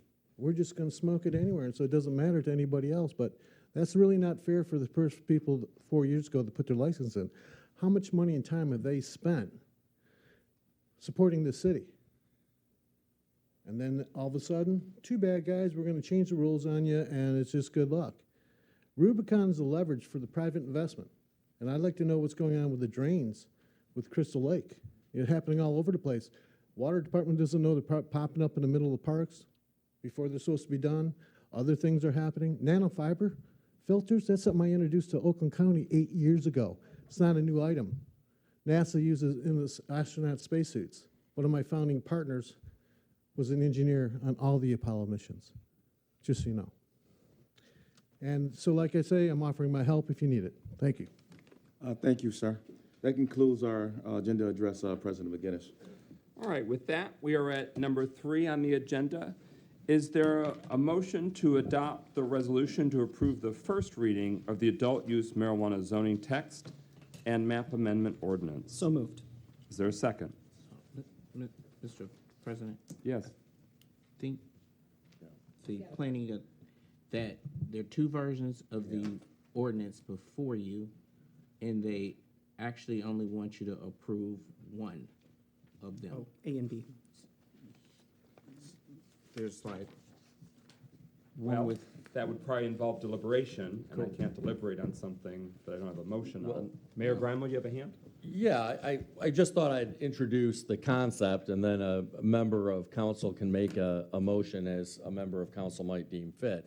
But I did want to shed some light on that issue because it was brought to my attention in the past few days that the distance required, the minimum requisite distance between adult use dispensaries and religious institutions in the adult use zoning ordinance is calculated in a different way than it was calculated in the medical zoning ordinance, and that actually impacts some of the conditionally approved medical licensees. And so not only were there two different motions in the original packet that was distributed on Friday, but when this was brought to my attention, we talked about it internally, and the planning manager has two additional possible resolutions to distribute. I don't know if you've distributed those yet or not, but if not, we should distribute those that would address that calculation and make sure that at least everywhere other than downtown, that requisite minimum distance between dispensaries and religious institutions is calculated in the same way as it was for the medical zoning ordinance, to address that concern that I became aware of in the past couple days and that a number of people during public comment spoke to. So I did want to make it clear that that was put on our radar screen in the past couple of days. The planning manager, I didn't get a clear answer if you've distributed that yet or not. The clerk has them ready for distribution, and then I've also got this addressed as part of my presentation this evening. Okay. So, thank you. And then, you know, I can speak to other aspects of the discussion at a later date, but I did just want to tee up that issue as an introductory matter. Okay. For at least if we're following things to the letter when it comes to parliamentary procedure, we have to have a motion before we can be debating something. I am inclined to want to have the staff give, Deputy Mayor? It's very simple, Council President. One of the options includes an overlay district, one does not. So I get that it's simple, but now we've got 4 scenarios, 4 possible resolutions before it. What I want to make sure is that we do a first reading. So, Manager Yandrick, were you intending on both to be considered for a first reading so that both are contenders and both have a reading? I'd like to make a motion on the 4 overlay designated adult use overlay districts with the 4. So that way there's a motion on the table and we can talk about the most broad. And the 4 with the updated. Correct, as the distance. updated, with the updated distance language. Have you received that from the clerk? I believe it is in the second option. Were you handed an updated version, Clerk Doyle? I'm not necessarily clear right now. So which? Okay, Yeah. so Do you in want your me to back packet, this if you term only want to consider 4 overlay districts for tonight's first reading, you already have that within the packet. The only thing that the clerk of council has is some resolutions if you want to consider alternatives to the buffering requirement, which I will be discussing. So, Take those as a separate. Yep. Is that possible? clarify that for me. You're telling me, In your packet there are essentially two ordinances this evening and resolutions with them. And one is with 3 overlay districts, as discussed at Planning Commission, the other is with 4. So there, you can, if you want to proceed with just a first reading on 4, council may move forward with that if you wanted to solely. But as it went to Planning Commission, it should, at least an initial sense in the packet, be presented to City Council as it was presented to Planning Commission. so would the city's attorney recommend that we have a first reading on what is recommended from the Planning Commission? And then Yes. we amend from there on the aerial distance determination? Exactly. So my recommendation is that if there is a motion that has a second, it would be with what the Planning Commission has recommended. And just to be clear, the Planning Commission recommended a change in the method of deciding the distance, and it also included a recommendation to include Woodward. So those two issues, which we have resolutions that could change either of those issues prepared, but that's what the Planning Commission recommended. So my original motion stands. Okay, so Councilman Nicholson is moving to adopt the first reading of the adult use marijuana zoning text and map amendment ordinance that has East Walton Overlay District, Cesar Chavez Overlay District, Downtown Overlay District, and Woodward Gateway Overlay District? That's correct. And is there a second? Support. Okay. It's been moved and seconded that we adopt the resolution to approve the first reading of an adult use marijuana zoning text and map amendment ordinance. So for context, ordinances require 2 readings.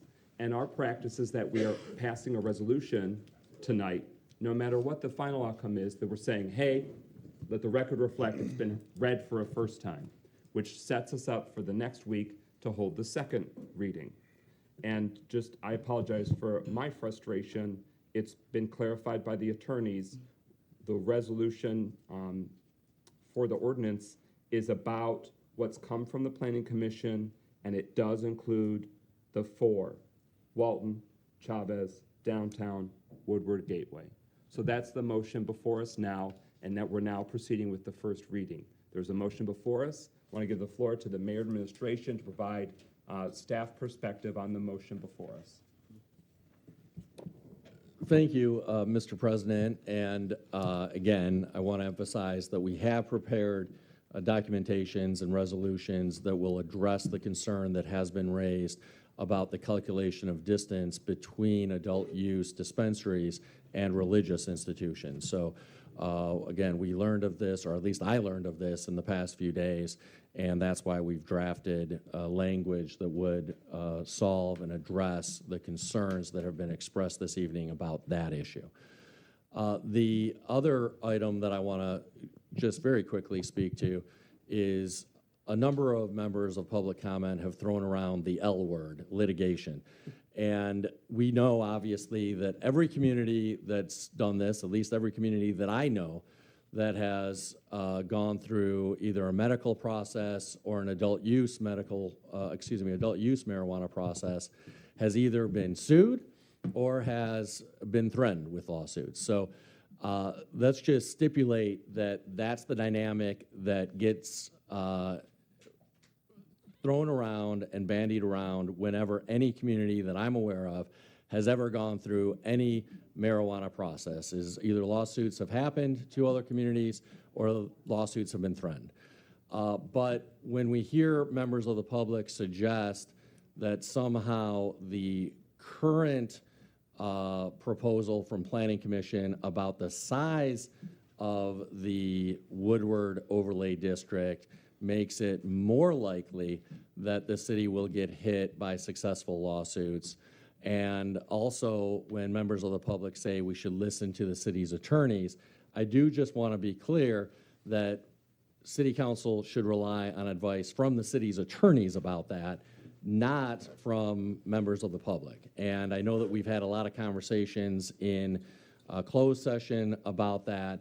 I would certainly invite Chuck Murphy, the city's attorney from Clark Hill, who specializes in marijuana, to speak to that allegation, either publicly or if he prefers in closed session. But I want to make sure that council is not relying on threats of lawsuit from members of the public and is instead relying on advice from the city's attorney, Chuck Murphy. So if Mr. Murphy can either address this assertion publicly or alternatively in closed session, I think that would be important, since we've had members of the public make this assertion that, at least based on previous advice from council, is not rooted in reality.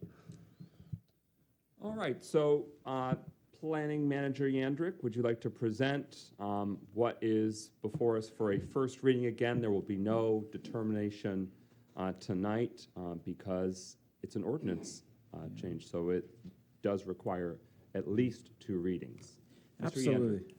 Thank you very much. I'm happy to start this presentation as we get the business out of the way. So this is the first presentation of the zoning ordinance to City Council, so I will be going through the overall ordinance and Planning Commission's recommendation this evening. And then I do want to introduce, as he's spoken before, Dan Kelly has been working as the attorney on the zoning ordinance, and so he can be here to answer any questions you may have. So really, this is for the City of Pontiac. This is a citywide ordinance requesting consideration of zoning text and map amendments to incorporate adult use marijuana regulations. And just as a cleanup business, this has been combined into one ordinance. So while we did a separate one at Planning Commission, we do have the ability to streamline this into one ordinance for text and map amendments. So that will be going forward in the second reading. I wanted to provide a deadline. An information session was held in December with Planning Commission. There was a scheduled meeting on January 4th, and unfortunately, due to, I believe, an illness, that we did not have a quorum for the public hearing on January 4th. So in lieu of that, there was a special meeting on January 25th where there was a public hearing. At that time, Woodward was not presented, as we did not have adequate public hearing notice for that. So on March 1st, which was last week, Planning Commission had a public hearing, which included the Woodward Gateway Overlay District. Tonight is the City Council first reading, and then tentatively, if City Council chooses, we can have the second reading as early as next week. So overall, with these map amendments, it's the creation of the following 9 adult use marijuana land uses. Designated consumption lounges, grower facilities, Class A micro businesses, processors, retailers, social equity retailers, safety compliance establishments, secure transporters, and temporary marijuana events. Again, as I mentioned, 2 ordinances were presented. I'm going to fly through this based on your resolution already this evening, as we're going to be focusing on the Woodward Gateway Overlay District. I do have a chart, and this one would apply for Woodward. Essentially, this chart is being created from the code, and if you look at the top, there are the 4 overlay districts: the Downtown Overlay District, Cesar Chavez, East Walden, and the Woodward Gateway Overlay District. The rings that you see in the middle require special exception, which is for most uses. I'll talk about that in a moment. The numbers that are up there list how many are permitted per overlay district. If you look at Class A micro businesses, they're not designated per district, and it could be in any 4 of the districts without a limitation of those. The only thing at the bottom I want to point out is temporary marijuana events are only allowed in the downtown, and those do not require a special exception process. So a little bit more, just to highlight a summary, designated consumption lounges and temporary marijuana events are restricted to the downtown overlay district only. Growers, processors, safety compliance, secure transporters are restricted to the Walden and Cesar E. Chavez overlay districts only. And then I mentioned about special exceptions for all uses except for temporary marijuana uses. So what is a special exception permit? It is called a special land use from the state of Michigan Zoning and Planning Enabling Act. It's classified as having unique characteristics where Planning Commission reviews a site plan with consideration of the impact to the surrounding neighborhood. Planning Commission's review and decision relates to the impact on whether a site is suitable for that use. Additional site requirements may be considered as a condition of approval to mitigate the impact to surrounding neighborhoods.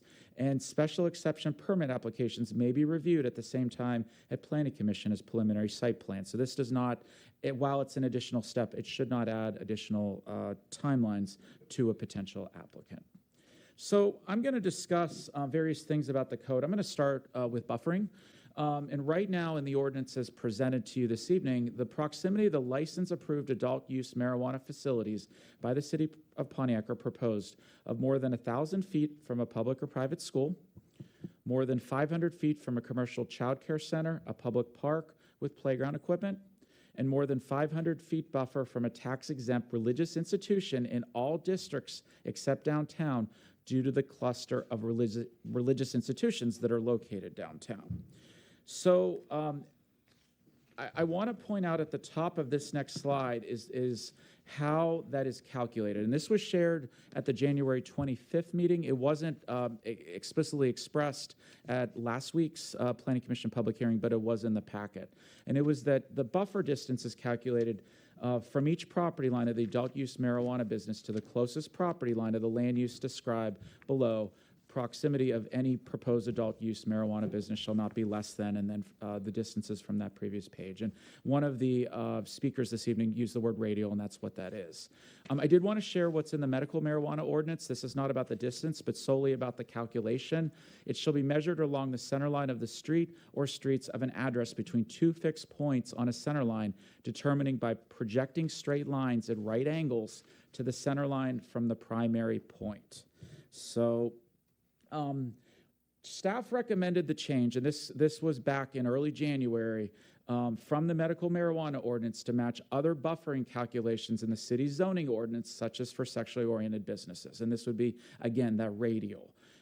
This is also used in a lot of buffering in other zoning ordinances throughout the city.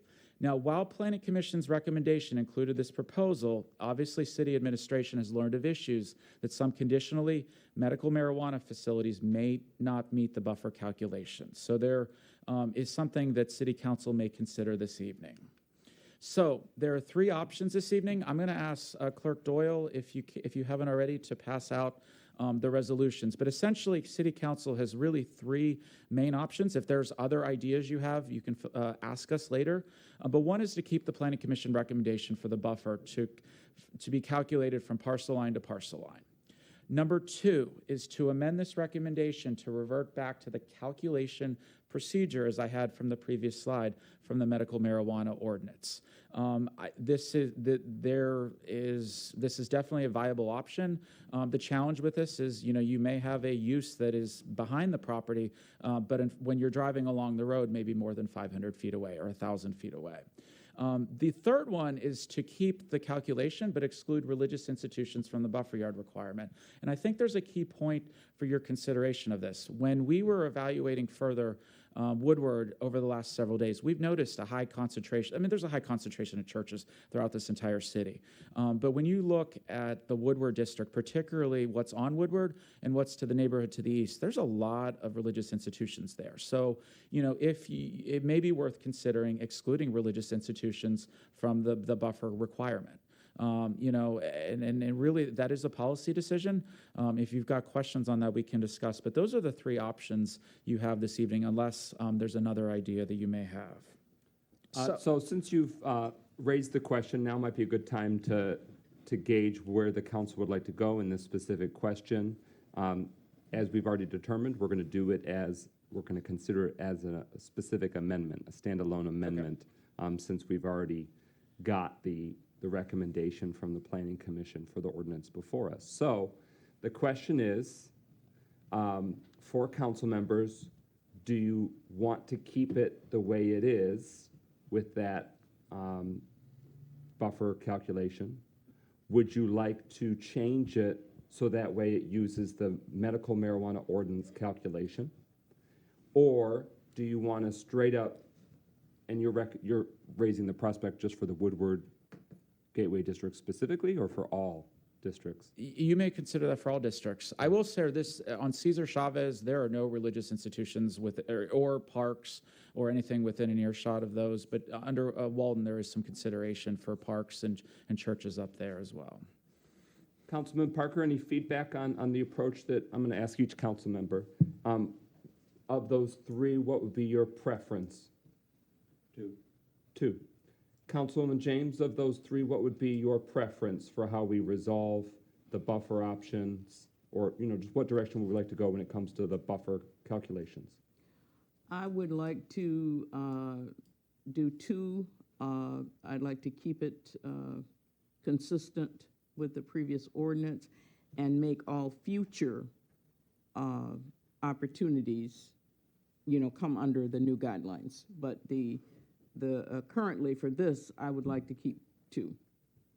That's a great long-term question, just because I want to expand on that. So when it comes to, like, for our, sort of distance requirements for future situations, Yes. you'd like us to follow the determination of basically how one would travel to it, not as the crow flies. Yeah, we want to be consistent. So if we're going to use the buffering methodology, that would be okay. But I think in terms of the marijuana ordinance that's before us, we need to stick with what's outlined in the current ordinance and allow that time your buffering for anything beyond that.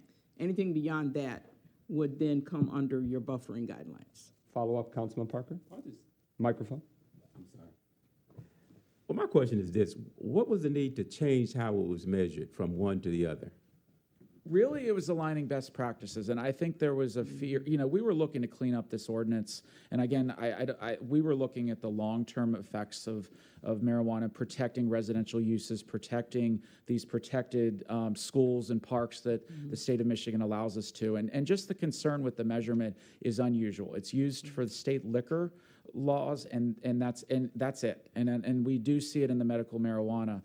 But when using the center line, you're really going down the street, and it doesn't account for properties that are behind said business. And so you could be adjacent to it, but you might be driving 700 feet, and you may not fall within that buffer yard. So, and this change also aligns with what we have elsewhere in the code as well, as we're looking to align our zoning code.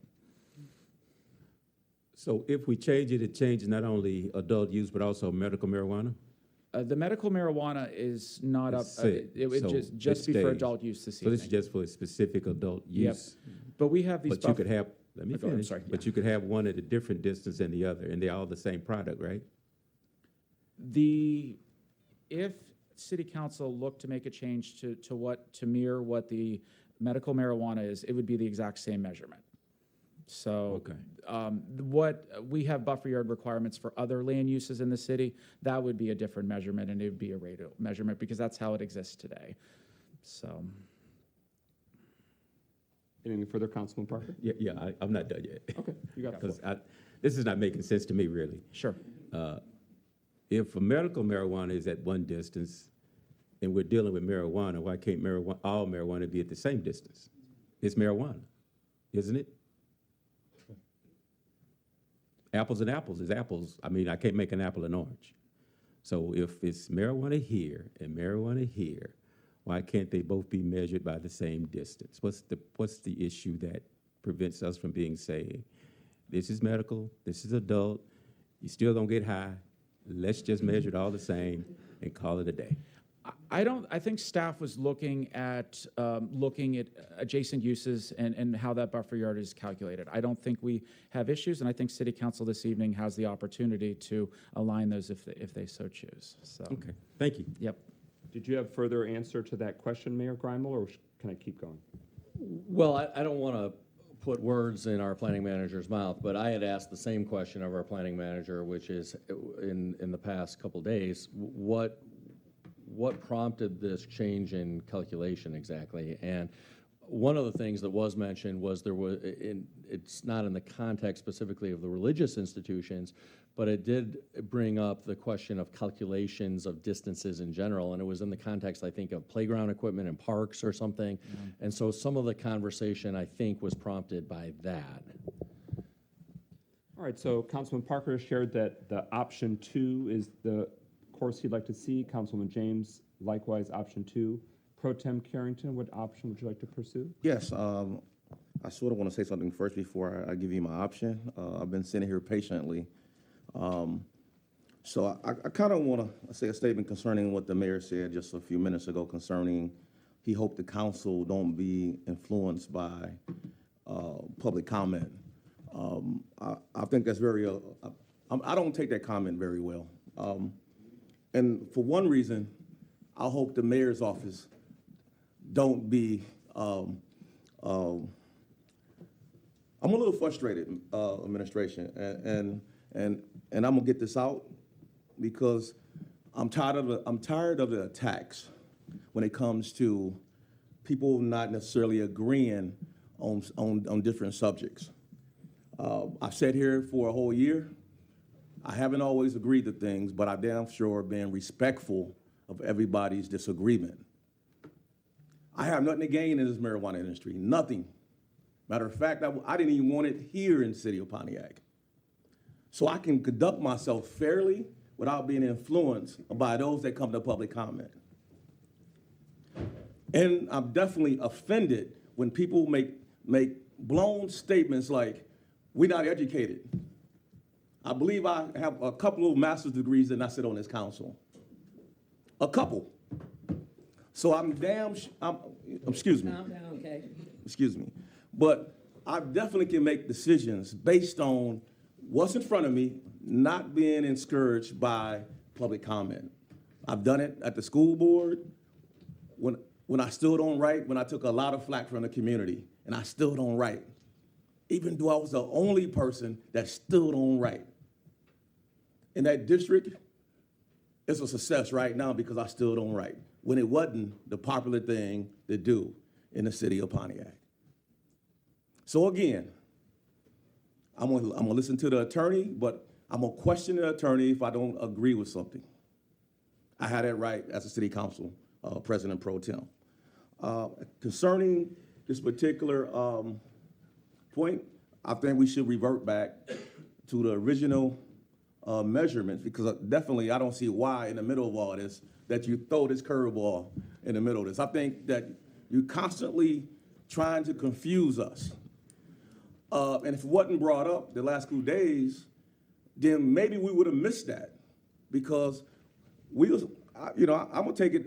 I'm assuming that this is definitely gonna mirror some of the stuff that we already done in the past, so we don't have to continue to argue, dispute, and we can move this thing forward.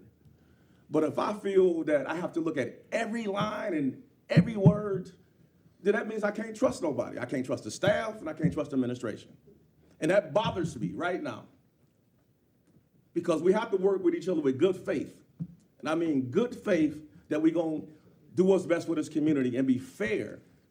And I hate to bring the school district back, but when things come to us as a school board trustee, it comes to us like, trustees, this is where we change this ordinance.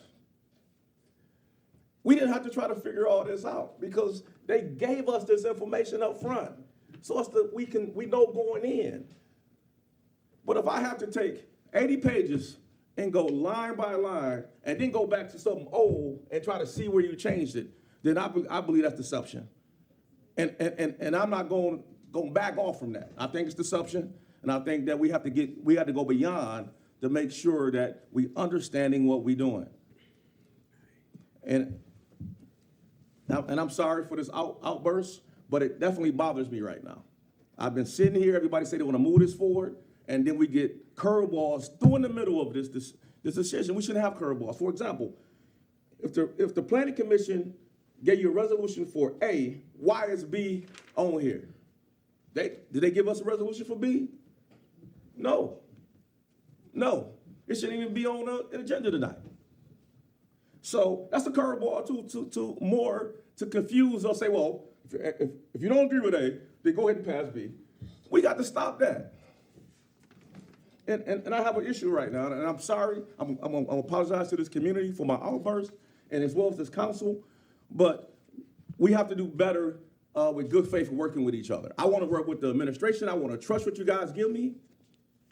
But as you've seen for Stonegate, it was an issue with not the administration, but actually it could have been administration over the years, as well as these departments. We have to believe that we trust the information you're giving us, and that's what I need as a council person. Thank you. Mayor Grimal. Well, I just want to be really clear that, first of all, I think I've always been respectful to council members, to members of the public. I've never engaged in attacks and never intend to engage in attacks, so I want to start with that. But secondly, at no time did I say we shouldn't listen to public comment in general, just to be clear. Our administration has gone out of our way to solicit public comment. We've had now over 30 town halls and public listening sessions since I took office. So I want to be really clear about that. What I said was we should be listening when it comes to the risk of litigation, when it comes to threats of lawsuits and assessing those risks. We should be listening to the city attorneys. And that I stand by. We shouldn't be listening to other people's attorneys. We shouldn't be listening to layperson opinions from members of the public about the legal risks facing the city. And we need to listen to the city's attorneys about the litigation risks because they're the only people who have the legal expertise to assess those risks and who have the city's best interest at heart and have to have the city's best interest at heart in giving their advice, or else they'll lose their law license.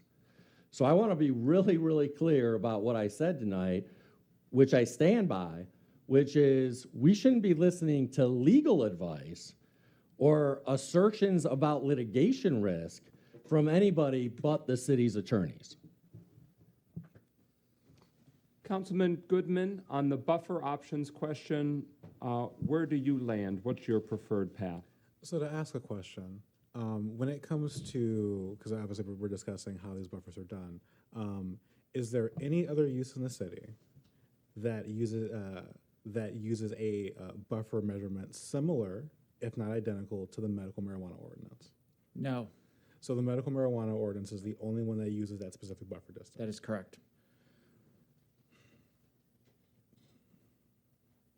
And I'm referring to the zoning code. Unfortunately, I'm being new here. I'm not familiar with every little section of the municipal code, but under the zoning code, that is the only one that talks about that buffer. I want to clarify, did you say a few minutes ago that liquor from the state liquor control continues? Yes, that is a common thing. The way they specifically do that for liquor, and I'm not aware that it's done for any other land use within the state. It's just not done by the city, it's done by the state. It is done by the Okay, state. so Yep. the only other instance would be Yep. liquor, but it's not administered at the city level. So per your understanding, and with the qualifier that you don't have every line committed to memory, that's the end.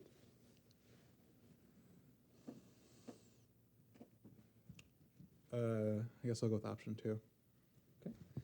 Councilman Nicholson, what's your feedback on buffer options? I'm going to stick with my residents and say that I'm concerned about adjacent properties, land use on adjacent properties. With the small business that I have, I had both problems, right? I had to meet the state's requirement with number 2, and then the city's requirements with number 1. I think that if we're looking at consistency, we can also ask ourselves, we didn't set the requirements for medical marijuana. This is the time for us to say that that wasn't the best way to move forward. If we're going to have one ordinance that has a different zoning, I just think that it's chaos. I think that it's maddening. I think that it's ridiculous. So I'm going to go with number 1. Okay, and from my vantage point, I think that 2 seems the most neat and tidy when it comes to how we're ordaining and governing marijuana. So that's my sense. From the city attorney's perspective, might it be the neatest and tidiest approach that you prepare a recommended amendment to accomplish that ahead of next week's, the second reading, so that way we make sure it maps out Because the motion the one we have before us, it has the existing language, the number one, the planning commission language for distance. I'm just basically trying to determine, is it smarter to take that formal verdict, that incorporate that into the item before us next week, or do we feel comfortable that we can handle it tonight? Well, with regard to this change, I think it's up to the discretion of the council is the proper answer. But we do have a resolution that would incorporate the medical marijuana method of calculation. So it is available for you to approve for a first read. I'm not sure that the planner is in a position to tell you how that's going to affect what properties are eligible or not. And if that's of importance to the council, you may want to take a look at that and adjourn it for a week. But I think you can, by way of the notice that's been submitted, approve it tonight to the discretion of the council. If there's no objection from colleagues, I may want it to be one of the amendments that we just consider next week and have basically, rather than sort of have a standalone resolution, it would just be an amendment that is considered in the ordinance as considered for next week. So if I could suggest, you have a motion on the floor. The motion on the floor, based upon the comment, should not pass because the motion on the floor is to approve the methodology of 500, 1,000 feet, parcel to parcel. So if we want to give direction to the administration, then that motion should be cleared and fail, if that's the way the council wants to vote, and then you can consider the amendment. Does that sound reasonable? You may think it's reasonable, but it's also contrary to advice I was given earlier this evening, and it's not how we've been handling first and second readings with our ordinances as a city council.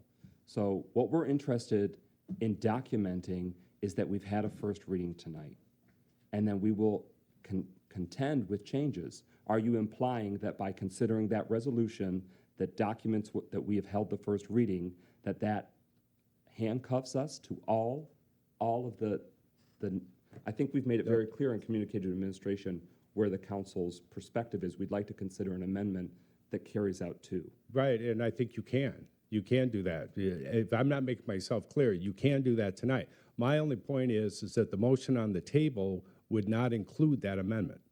We are clear on that. Okay, all right. Councilman Parker. One question. Your microphone. Does the change only affect the Woodward overlay, or does it affect all of it? It would affect all of it. All of them? Okay. Now, for some practical reasons that the planner pointed out, I don't know that there are religious institutions in all of the districts. The downtown district does not have any restrictions with regard to religious institutions. And the other two, I don't believe. And it would be for all uses, not just religious institutions. Yes, right. In case that wasn't picked up from the microphone, the city planner offered that it would be for all uses, not just proximity to religious. And the reason I ask that because I know there are churches on Walton. I know that there are churches on Cesar Chavez. I know there's churches in Woodward. They're there. They may not be as close together, but they are all there. And so that's why I was asking, because if it was just a matter of trying to adjust for churches, that's one thing. But there's churches in all the overlays, and so if we're changing, shouldn't we? But you answered my question. Thank you. Okay, so again, we will look forward to language being prepared for an amendment that would incorporate that consideration for the buffer options for the adult use marijuana ordinance at next week's reading. All right, please continue with your presentation. Planning Manager Yandrick. Sorry for that unusual, but since it was a very straightforward question, I wanted to get a sense of where the council was on this specific. Please continue with your presentation. So I just want to real quickly identify the districts this evening. This is the Walton Boulevard district. This is identical to the medical marijuana. I do want to identify that this has the most parcels. And so sometimes when city staff proposed to planning commission how many would be each district, there were a couple times that an additional one was given to the Walton district. So the second one is Cesar Chavez. And again, this is identical to the medical marijuana. The third one is the downtown overlay district map, and this is everything inside the Woodward Loop. And then the fourth one, as presented to Planning Commission, is the Woodward Gateway Overlay District, and it goes from, I'm going to use my laser pointer here. It goes from, this is Woodward right here. This is Rapid Street and the traffic light. This is Turk Street on the right. It goes from there all the way down to Central Avenue. Central Avenue is on the north side of the Sunoco station, which is located at South Boulevard. So, and I will be Could you discussing. go back to that, please? I'd love to. I think Councilman James has a question or amendment related to this particular map. You have the floor. Yes, I want to go back to the Walton. Walton Boulevard go back to that. district, if you don't mind. That's my district. On page 4, you are showing that is it 4 or it's 5? You're showing that the adult use marijuana retailer, you're showing 6 for Walton, and I cannot for the life of me figure out why. If I can go back to the chart earlier in the presentation, I think this will help a little bit. Okay. This is, again, the chart just showing the various land uses. And again, East Walden was only chosen because it was larger. If City Council would like to, and so let me just highlight the line here. So this is the retailer line. There's 5 for the downtown, 5 for Cesar Chavez, 6 for East Walden, and 2 for the Woodward Gateway Overlay District. So, Well, why would we, 5 were approved? So why would we add 1 to Walton arbitrarily? I don't understand that. part of it was the math, and again, going back to when City Council was considering the Woodward area, I know that there was an idea that there was not as many, like I believe several were added, but not 5 were added, and so we added 2 retailers and 1 social equity retailers, but there were additional licenses that City Council was considering as part of the business license. Mayor, I'll let you. Well, the short answer is that under the medical marijuana ordinance, there were a total of 20 dispensaries approved. But based on what City Council had teed up through amendments and other things, the recreational ordinance has a total of 27 approved between social equity and non-social equity. And those have to go somewhere. So those additional locations have to go somewhere. I think I'm right about the 25 number, is that right? Or was it 24? There are 24 total retailers. Okay, 24. Yeah. But in any event, that's the answer, which is that medical only had a total of 20. Based on what the current wording is of the underlying recreational marijuana ordinance, it's a total of 24. So those additional 4 have to go somewhere. All right, so let's look at the chart before us. What the administration brought to the Planning Commission and the Planning Commission has recommended: retailer downtown, 5. Retailer Cesar Chavez, 5. Retailer East Walton, 6. Retailer Woodward Gateway, 2, which brings the total to 18 for retailer. And the City Council has the opportunity to amend that. I'd recommend that if we want to do that, we would want to do that next week, so that way the language can map and mirror and make sure that a proposed amendment would reflect that. We would want to make sure that that total lines up with the business ordinance, what we have tabled for a few weeks. Right now, the business ordinance says 18. So if we changed if we changed the ultimate composition of retailers to anything other than 18, when we're looking at the practical application of it, we want it to mirror and reflect it in the business ordinance. The next line is social equity retailer. And if my eyes are failing me, staff, please flag it. That right now our business ordinance has 6 in there. 6 social equity retailers possible in the city of Pontiac. So the staff prepared the distribution as follows for where would those 6 go?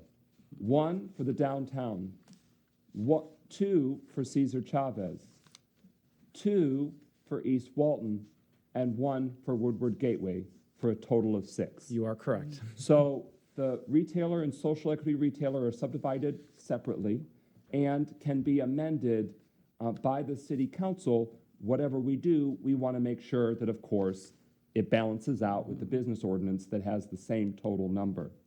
So this council does have the opportunity to make an amendment, and correct me if I'm wrong, Mr. Yandrick, if that's not true, or any attorney, well, any city attorney, that is the case, that can be an amendment considered in terms of the distribution for retailer or social equity retailer. Is that something that the city council can fine tune? Yep.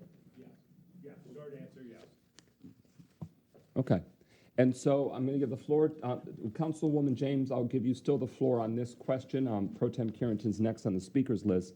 But what we may want to do as a city council is determine, leading up to next week, what's the best, most effective distribution of that for planning purposes for these adult use marijuana overlay districts. When it comes to medical marijuana, there is no social equity retailer. So we can't necessarily look to guidance there. Right now, the medical marijuana retailers are distributed 5 downtown, 5 Cesar Chavez, 5 East Walton, and then 5 at large or non-overlay. So that's the current distribution that is for retailers for medical marijuana. Councilwoman James, you still have the floor. Well, I think we're going to have to come back to this. I'd like to kind of get his whole presentation. I think we're going to have to come back and amend this because as we go through these different options. But thank you. Pro Tem Carrington, is it related to this? Yes. Okay, you have the floor. Well, I definitely want to make a motion to reduce the retailer back to 5 for East Walton, and also increase the Woolworth Gateway to 5, and the social equity retailer, each overlay, each district should have 1 social equity retailer. That's my motion. Okay. Any objection to us having the attorneys queue that up for next week's second reading? No, fine. I'm fine with that. Okay, okay. And other council members may have alternative ideas, so I want to give the opportunity for them if they want to make the case or prepare the language.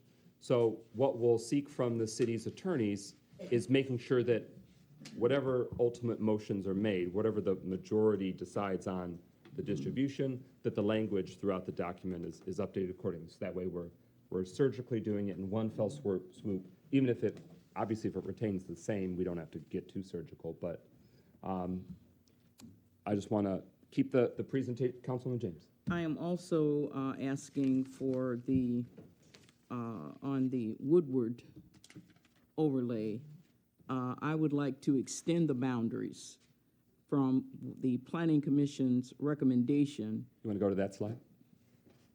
To Huron, from Huron to Nebraska. So right now, the top perimeter is Rapid/Turk, and Yeah. Councilman James wishes to pursue it being increased northward to Huron Street. Yeah. And then Down- southward to Nebraska. Nebraska. Okay, so it would go from Drexel at the southbound down to Nebraska. Yes. And are you thinking the parcels on both sides of Woodward, up and down? Yes. Okay. And when it comes to the Woodward north and southbound, Huron is actually, it captures part of northbound Woodward and southbound Woodward as it currently stands. Is your vision for north and southbound Woodward on both sides of the Woodward, essentially the sides of the Woodward Loop that's not in the downtown district, that it continues until Huron? I'm not sure what you mean. Huron, you mean both sides of Huron? So if you want to pull up the downtown district map, that'll help us aerially. Both sides of Huron. Yeah. Not even just that, I want to make sure I'm getting, you got a pointer, or should I go up there like Vanna White? Okay, so Huron is there. Yes. And so if you'd like to see the Woodward Gateway District extended northward, we'd need to know, do you mean both southbound Woodward on the outside of the downtown district and northbound Woodward on the outside of the district? Does that make sense? Yeah. Would you like to, that's your direction you'd like to go? Yeah, I'd have to look at that. Yep, and that, you can review it further. Yeah. So Planning Manager Yandrick, that's the, and the attorneys, that's where Councilwoman James would like to see a potential amendment prepared for next week's meeting. Are there any objections to that? This is for the zoning map. From council or from staff? I'm asking From council. from the attorneys and staff. Okay. Is that an amendment that we can have prepared for next week, so we can at least, even if it doesn't have a majority support, we want to have the language solid, so that way we can move forward, keep moving forward. Yes, we can have the amendment prepared that would state that. So that's not, there is an issue, I just want to explain it to the council. There is an issue of what the Planning Commission reviewed or didn't. Now, I've reviewed the notice that was for tonight's meeting. It states that we're going to consider a citywide ordinance. So based upon that notice provision, it's my opinion. Yes, right. Well, I'm sorry, to the Planning Commission, because that's where the public hearing is required to occur. So the Planning Commission was considering a citywide ordinance. It provided sufficient, in my opinion, notice to the citizens that we were going to look at districts and including many districts and the expansion of districts, which is what the council is reviewing tonight. Okay. Okay? All right, if you want to keep your presentation, Mr. Yandrick. Please give me a second to get Yes. reoriented. Yes, please reorient yourself. Okay. There are some things that I will bring up from the presentation from what was just addressed, but I'll address it as we go forward. But moving on, I would like to talk about site requirements for adult use marijuana. This ordinance establishes landscaping and buffer yards adjacent to R1, R1A, R1B, and R2 zoning districts that even if it does not exist at the moment. What that means is you may need to put, and this is consistent with our buffer yards for the city, it's specific in the ordinance, but it requires a strip of land. It requires certain landscaping to ensure that sound, noise, pollution has some barrier or separation between them. The only exception to this would be a building, if the building is in the buffer yard or a utility cabinet.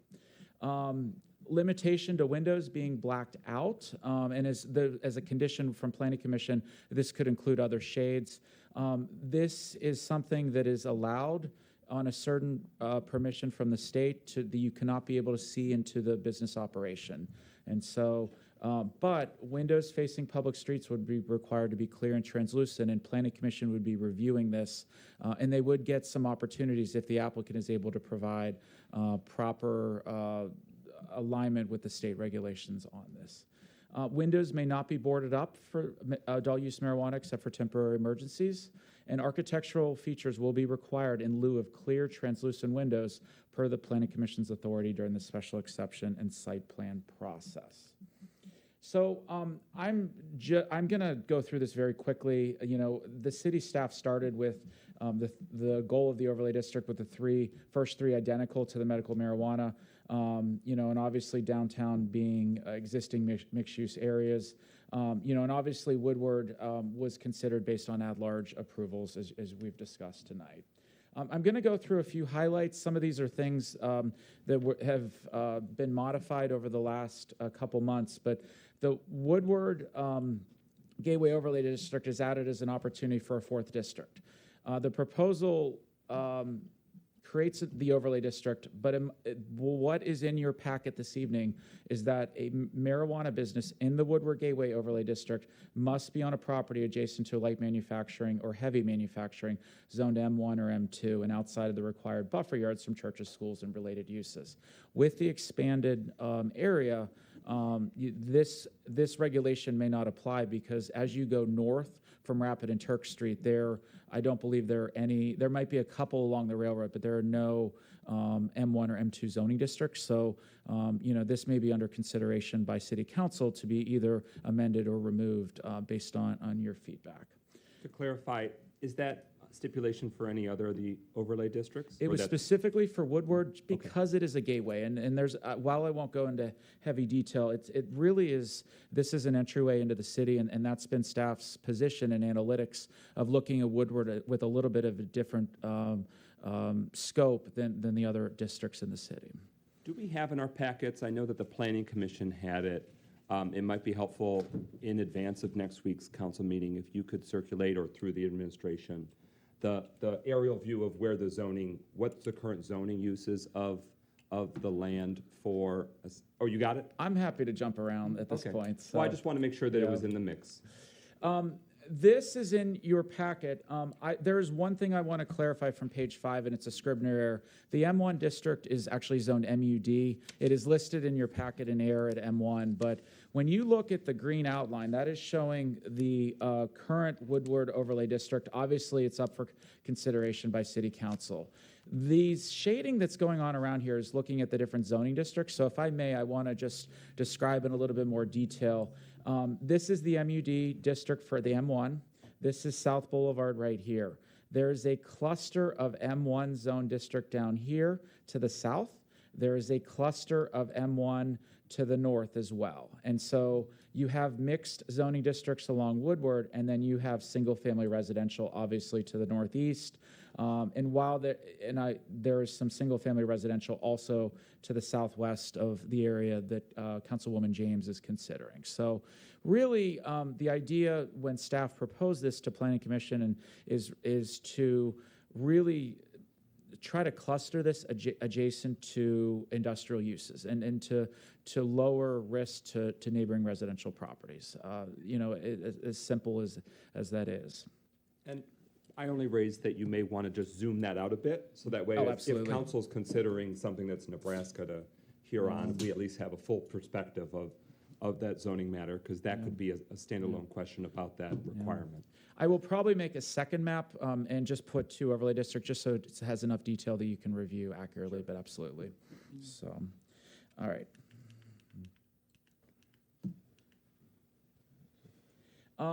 Moving on, there is a requirement that adult use marijuana establishments and caregiver operations must be able to provide an inspection at any time by city officials.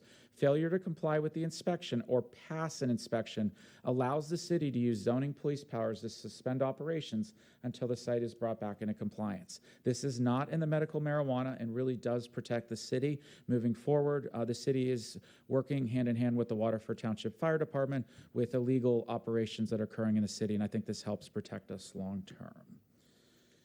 So, Excuse me, oh, sure. Yes, ma'am, Councilwoman James. are you suggesting that that be added to the ordinance? You're saying it's not currently there? It is already there, and it's been added over the last 2 months, so I just wanted to highlight Okay. one of the features of this because it is different than the medical marijuana. Councilman James, are you good, Councilwoman James? All right. I Councilman just want to Nicholson. point out, again, the purpose of this presentation is to introduce what happened at the Planning Commission, which we have been asking for a long time. Occasionally, there's been mention based on the meddling we're talking about and doing with what we've begged the Planning Commission to be doing week after week after week, and now we're going back and suggesting changes. The planner is reacting to our changes and talking about what they did, and now saying what we might have to do to correct it based on our suggestions. Mr. Yandrew. Your microphone might have gone off. I do want to point out that medical marijuana does prohibit drive-throughs, but in addition to that, curbside customer service is being prohibited from adult use marijuana.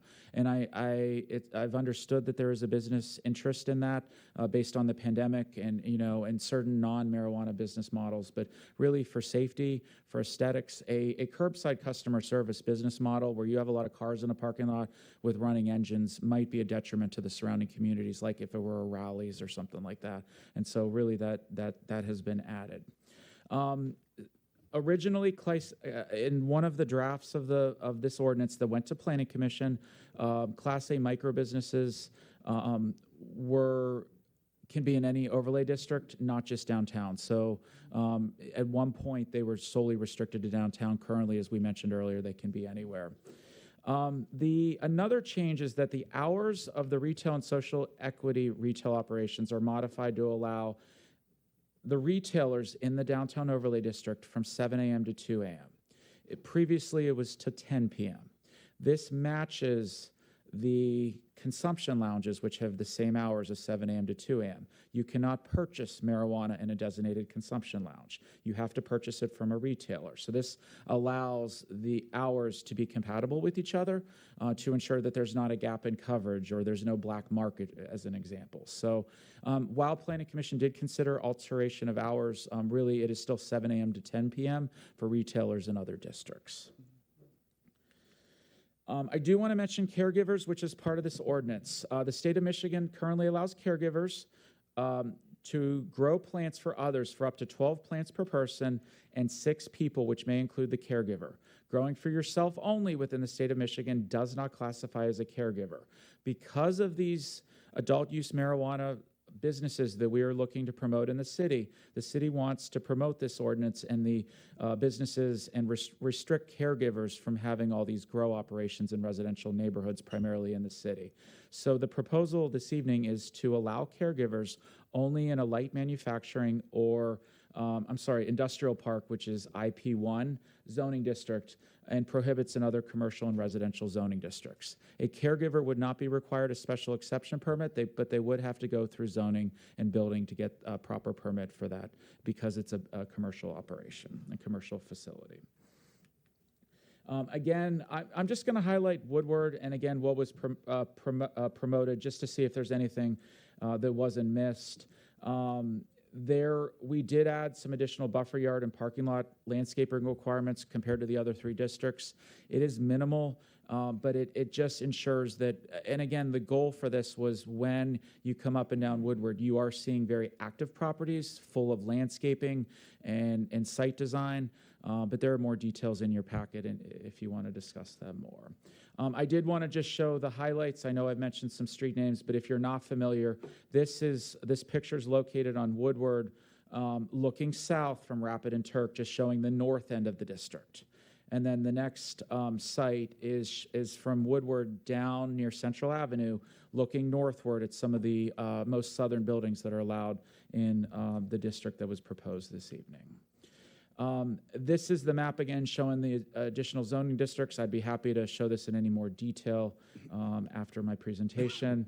And staff did make a recommendation, if we do see this as a key strategic corridor for future growth, economic development, and gateway enhancements in the future. And, the question staff had, could these businesses prevent patrons from entering downtown Pontiac if they're only purchasing from a business on Woodward? And, we also wanted to question if, there are some compatible uses that may look to site next to an adult use marijuana, but there are some that may not. And that might be family oriented. That may be, something related to kids. And so that's just something we wanted Planning Commission and City Council to consider with the bounds, with the Woodward Gateway Overlay District and the bounds of it. So just to summarize, Planning Commission made 2 recommendations. Their first was approval of the ordinance with the Gateway Overlay District, and so this was solely for the map amendment.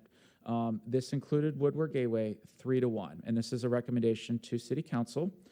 And then when it came to the text amendment, they did approve the ordinance, again, with the Woodward Overlay District 4-0 with the following 4 conditions. Number 1, the attorney may amend this proposed text amendment before City Council to align the zoning text amendments with any municipal code. That has been addressed, and that's what you see redlined in your packet this evening.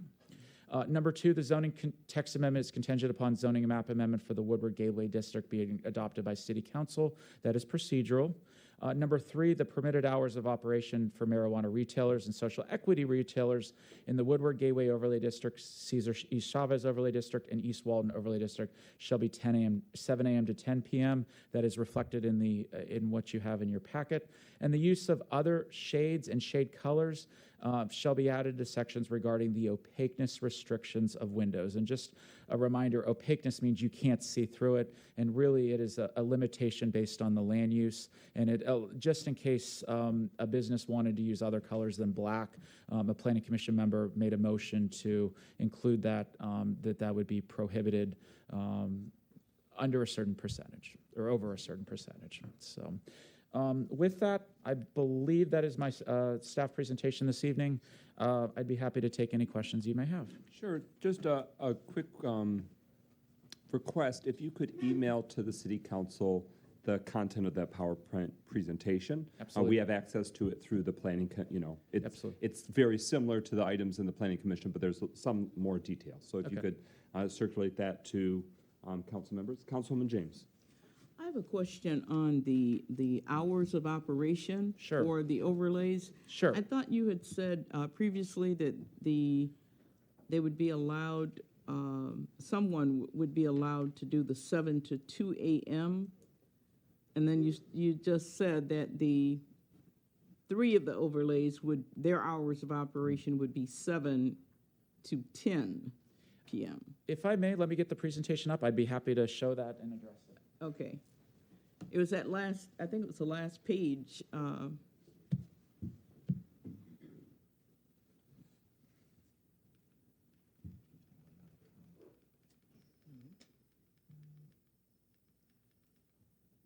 It was the 3 items that they approved. Yeah. It was the last Okay. item. So when it comes to retailers, there are 2 buckets that I would say. When you look at the 3 overlay districts that are not downtown, those hours are 7 a.m. to 10 p.m. Okay.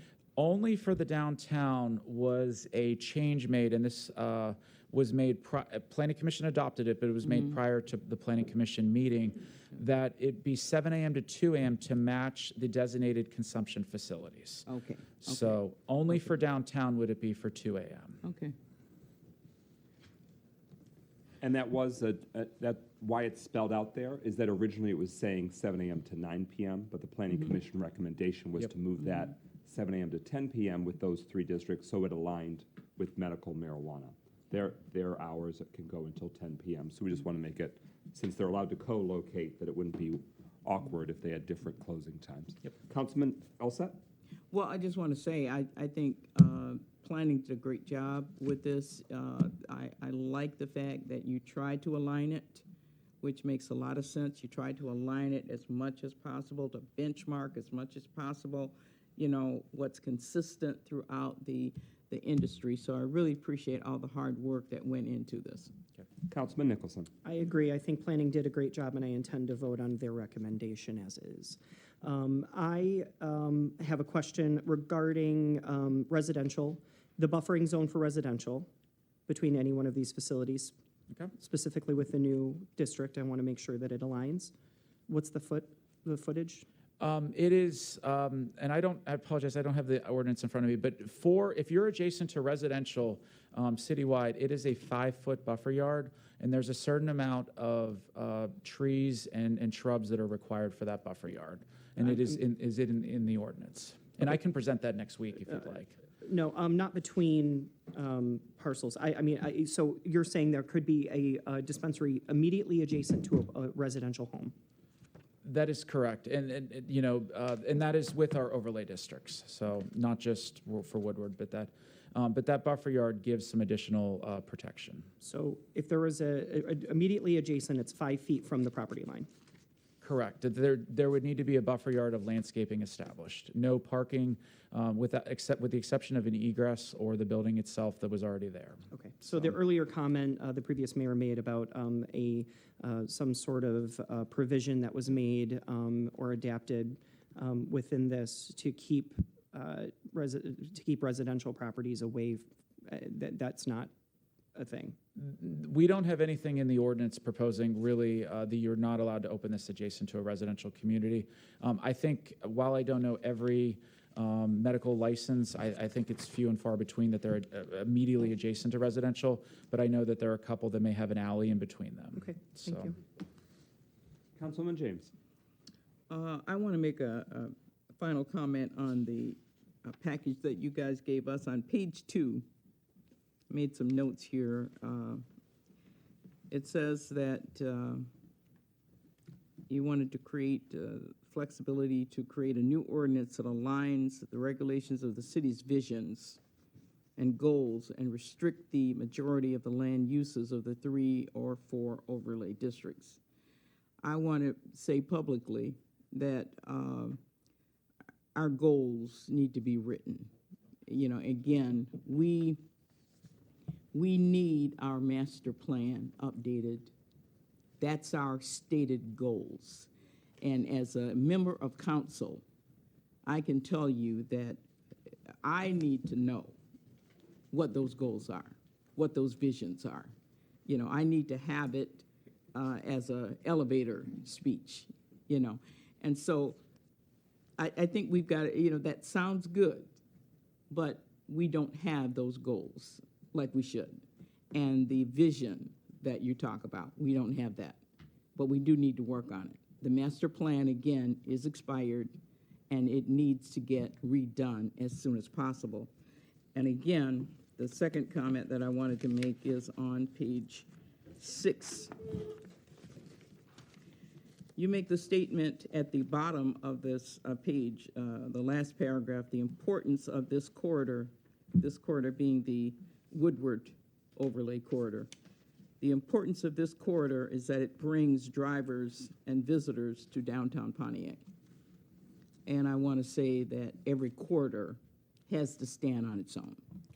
You can't designate a corridor to be the one that brings visitors to downtown. We have corridors throughout the city, and every corridor has to have its own presence, and it has to stand on its own. So I think that's not a good purpose for the Woodward corridor. We have to build that corridor with its own purpose and its own value. And if we do that well, then all the corridors will work together to make our city a great city. But Woodward cannot be the way to get downtown. That's my comments, Mr. President. Any further discussion on the first reading? Again, Deputy Mayor Stevens? Councilman Carrington, can you give those change numbers again? Okay. 5 each district, and 1 social equity retailer per district. Thank you. Any further discussion on the first reading? Again, this will come before the council. Our intention is next week for the second reading, which is required for ordinance changes. We have already identified some amendments that council members would like to bring to the full council. I'd encourage, if others, as you further review it, further marinate on it, flag them early, so that way we can have the city's attorneys drafted as legally tight as possible for consideration. So if, in other words, if something new that hasn't been brought forth tonight that you would like to also bring forth as an amendment, let's have the attorneys queue up the language like we had done in a previous version, previous considerations with the business ordinance. Okay. Councilman James. How are we going to handle this next week? Are we going to vote on the resolution A and resolution B? How are we going to? The only one that's before us is A. So B falls away. It shrivels on the vine and dies because it's not been moved and seconded. What we have before us is the ordinance for adult use marijuana zoning tax and map amendment that's incorporates the districts of East Walton overlay, Cesar Chavez overlay, downtown overlay, and Woodward Gateway overlay. Okay. So my intention is that that would be, for a second reading, the first item of the ordinances next week, and that depending on what the council does with this next item, that is presuming there's a postponement for 1 week, the business ordinance again would come second. Okay. Yes, one correction on that. You can't have the second reading unless you approve a first reading. So if we're going to table it all until next week, that's fine, but next week would be the first reading, and then the week after that would be the approval of the second reading. At the conclusion of the speakers list, we will be voting on adoption of that, acknowledging that the first reading has happened. Okay, I wasn't clear on that. Thank you. Any further discussion on this first reading? We on solid ground, Clerk Doyle? All right.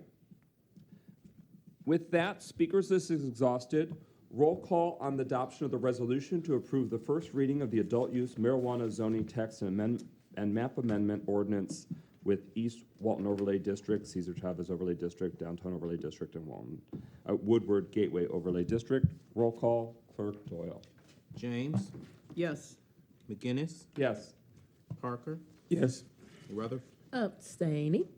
Carrington, Yes. and Goodman. Yes. 5 yeas, 1 abstention. All right, Oh, that, Nicholson? okay. So 6 in favor, 1 abstention. The motion to adopt the resolution to approve the first reading, that carries. So what that means is that we've done the first reading, and that second reading will come next week. That's our goal. Now we come to item number 4. Oh, I'm sorry, yes, sir. So did the first read also include with the suggested amendments? So no, those will be basically like next we've week? done in the past. We'll go through proposed change by proposed change. If a majority of council members vote on each of those individual items, then they incorporate into the main ordinance before we adopt it. That's next week. That's right. Thank you. And again, if council members want other possibilities included, let's flag them early when we can.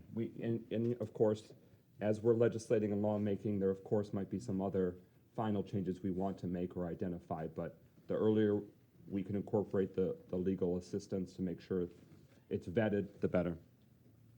All right, we are at number 4. It's a second reading that had been postponed from last week's city council meeting. It's the adoption of the City of Pontiac adult use marijuana business ordinance. As should be no surprise to frequent watchers, we continue to have this before us, and we wanted to have it considered in tandem with what we now have begun considering, which is the zoning text and map amendment. Point of order, can you turn the heat on, please? So, It's cold. one council member is cold. Is any other council member cold? I'm Okay. cold. I'm a big All girl, right. come on. So that's the point of personal privilege that has been raised, temperature-wise. All right. Is there any? I make a addition- motion. Oh, Okay, go for it. So you move to postpone? I move, I make a motion to Support. postpone. Support. Okay. It's been moved by President Pro Tem Carrington and seconded by Councilman Nicholson that we postpone the adoption of the City of Pontiac adult use marijuana business ordinance for 1 week. So it'll be at the March 14th, 2023 City Council meeting. Any discussion on that motion to postpone? Hearing none, roll call, Clerk Doyle on postponement. McGinnis, Yes. Nicholson, Yes. Parker, Yes. Rutherford, Abstaining. Carrington, Yes. Goodman, Yes. James. Yes. 6 yeas, 1 abstention. That motion carries. It's tabled postponed until next week's City Council meeting. Is there a motion to adopt the resolution acknowledging March as Women's History Month? So moved. Support. It's been moved by Councilman Rutherford, seconded by Councilman Parker. So that motion is now before us. And as you may have noticed in the halls of Pontiac City Hall, we have women from the Pontiac community that are history makers and change makers spotlighted. There are even more commemorative posters coming. So we want to thank the community members that have helped us create that. And if you have other suggestions or requests to be included, Miss Beatrice Wright is on the hallowed walls of Pontiac City Hall. District 1. And and we welcome all those other trailblazers and change makers in the Pontiac community. Please let us know. Anyone that wishes to speak on the resolution acknowledging March as Women's History Month? Councilwoman Rutherford. Hello. Being a woman is the most amazing thing in the world. We change the game, we rule the world, and nothing, absolutely nothing can get done without us. So in celebration of being Madame Queen woman, I just want to thank y'all for doing this because we're awesome. That's it. Any Councilman Nicholson? I just want to say, walking around the halls of City Hall right now it's so cool. I mean, the last 2 months have been remarkable. I mean, we've heard a lot of the stories and resolutions, but these stories are just at least more than half of Michigan's history when it comes to celebrating women happened in this very city, and it's remarkable to know that we live on the shoulders and lived within the wombs of these women, and they are our strength, and they continue to be, and they continue to make us proud and give us a name across the United States. To that point, thank you, Councilman Nicholson. We really have only scratched the surface, and that's true for Black History Month as well. There's so many stories and so many accomplishments and change makers that we want their stories to not be lost to time. So when it comes to your kin, your family, your past neighbors, don't be shy about reaching out to us. You may be the final remaining link for somebody's story and somebody's life to be remembered. So please don't be shy so that way, because what you see this March will be here next March expanded, as long as the community keeps honing and expanding it as well. Councilwoman James? Yeah, I think it's great seeing the pictures. One woman that has had a significant impact on the city of Pontiac that I admired a lot was Marie Johnson. That's right. Many of you are too young to remember, and our distinguished councilman that is only 21 years old, I know he doesn't remember her, but Marie Johnson was a wonderful influence in this community for a long, long time. I would love to have sent you I don't have. I found one on Friday afternoon. The only picture I can find of Marie, she's sitting there with a cigar in her hand. It's not probably the best picture that you could find of her. I'd have put it on there. Well, that was her style, cigarette and a glass of whatever in the other hand. But she was a wonderful woman. Her husband, Maurice Johnson, was probably one of the best unsung heroes in the city of Pontiac. Very quiet man, but he was just an amazing support, to the city. So you said you have a picture of her now? Yep. Okay, well, I'm looking forward to seeing Marie Johnson once again on the halls of City Hall. Thank you. Councilman Goodman. As a person who was raised heavily by the women in my family, both my grandma and great grandma and my mom, so extensively wrapping around me as a child, they are the people who helped raise me.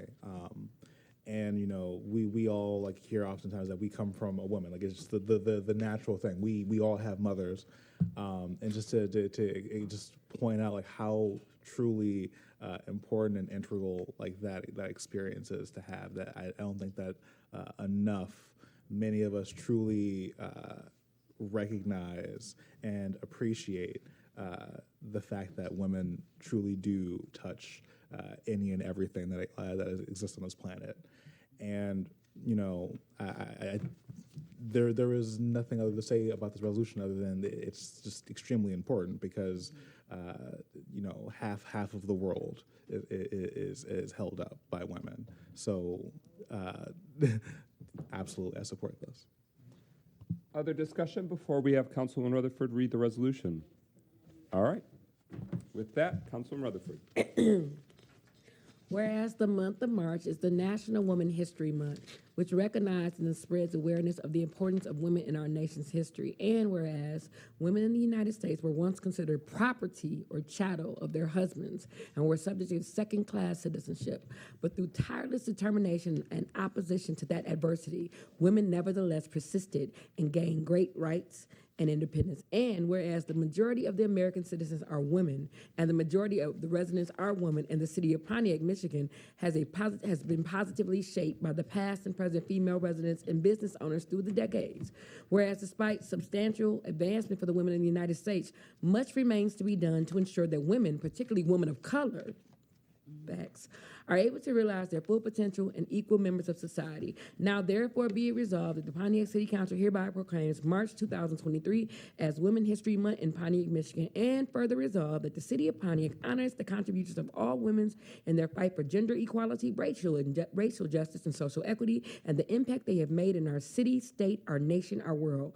And further resolved that the city of Pontiac shall install Women's History Month exhibits throughout our municipal buildings and be featured on social media platforms. And further resolve that the city of Pontiac welcomes additional opportunities to commemorate and celebrate the phenomenal women who have shaped the city of Pontiac, the state of Michigan, and the United States of America. Thank you. Speakers is exhausted. Roll call and adoption of the resolution proclaiming March 2023 as Women's History Month in Pontiac. Clerk Doyle. Nicholson? Yes. Parker? Yes. Rutherford, Absolutely, yes. Carrington, Yes. Goodman, Yes. James, Yes. McGinnis. Yes. 7 yeas, no nays. That motion carries. The resolution is adopted. Is there a motion to adopt the resolution to approve a proposed budget amendment for fiscal year 2022-23 Moved by to Carrington. increase Support. the budget appropriation in following 231 Cable Fund GL account 231-291-977.041 video equipment $27,564.45. Moved by President Pro Tem Carrington, seconded by Councilman Goodman. The motion is before us. Administration. Thank you very much, Mr. President. This is a item that pertains, of course, to cable equipment, and I want to turn it over to Deputy Mayor Stevens to get into all the nuts and bolts about why this amendment is necessary. Someone needs to help them out by canceling their microphone. All right. Thank you, Mayor. Thank you, Council President. This is actually very straightforward. We've talked about this once before. We've talked about it actually extensively in the Finance Subcommittee meeting. During the changeover from last fiscal year to this fiscal year, these funds had not been expended and they were not flagged to be automatically rolled to finish a project that had started. And so in order to actually be able to pay for the remainder of the project that was started in the former fiscal year, but actually finished in this fiscal year, we need the funds rolled over. Councilman Rutherford. Deputy Stevens, what is the update? You know exactly what I'm about to ask you about sets and stuff like that. What are we doing? I know that we're not voting on that tonight, but I asked about it 2 months ago, and I was given this wonderful answer, but no resolve. So, are we going to do anything? Because there are people who want to shoot shows and use our equipment, which we're supposed to have because we have the funding for it. What's the timeline on that?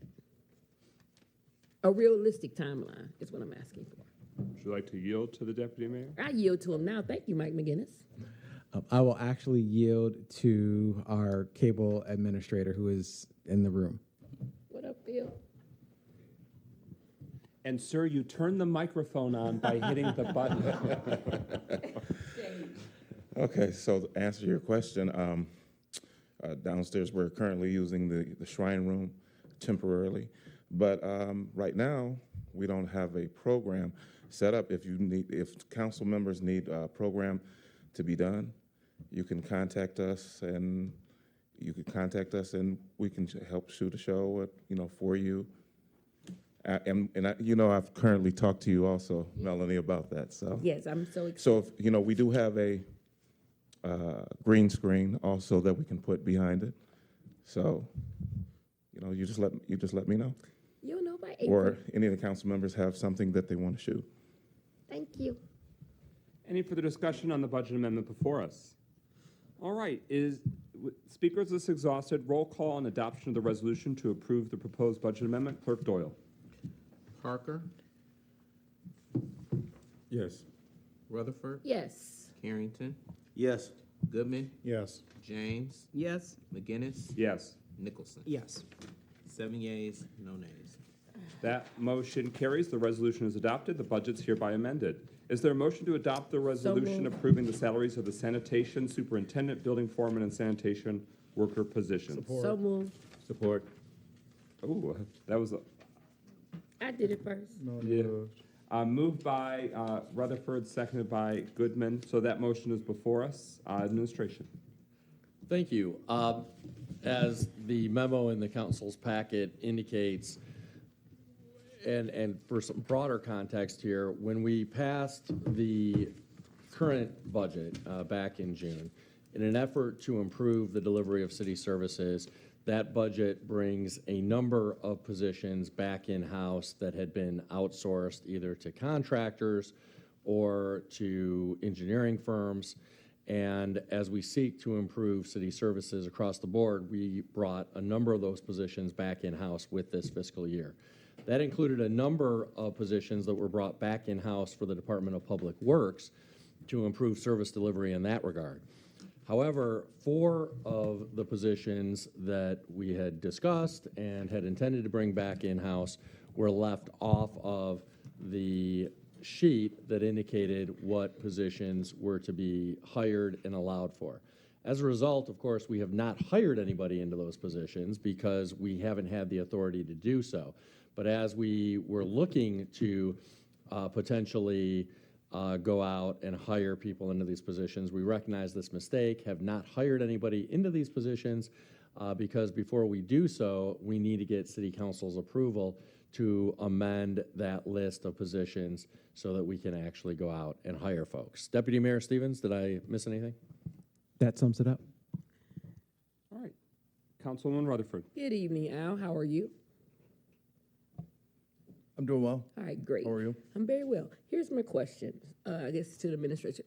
If we approve this, what's the timeline that you guys are going to get these positions actually hired? Because it's an issue going on about these positions. So what's the timeline? If we approve this tonight, what's your timeline? The mayor, administration, anybody can answer it for me. So the expectation would be that we would post and get them filled as quickly as possible, but I can't give an actual timeline because I just don't know how long it will take to find these specific individuals. I will say that I believe in discussions with Director Cooley that he has some concepts of some individuals, but we still have to go through the full process. So my follow-up is because Larry and Vic need assistance now. They are overworked to the point of where they're above and beyond the call. That's why I'm asking for a timeline. I mean, some of them are working overtime right now. So that's why I'm asking.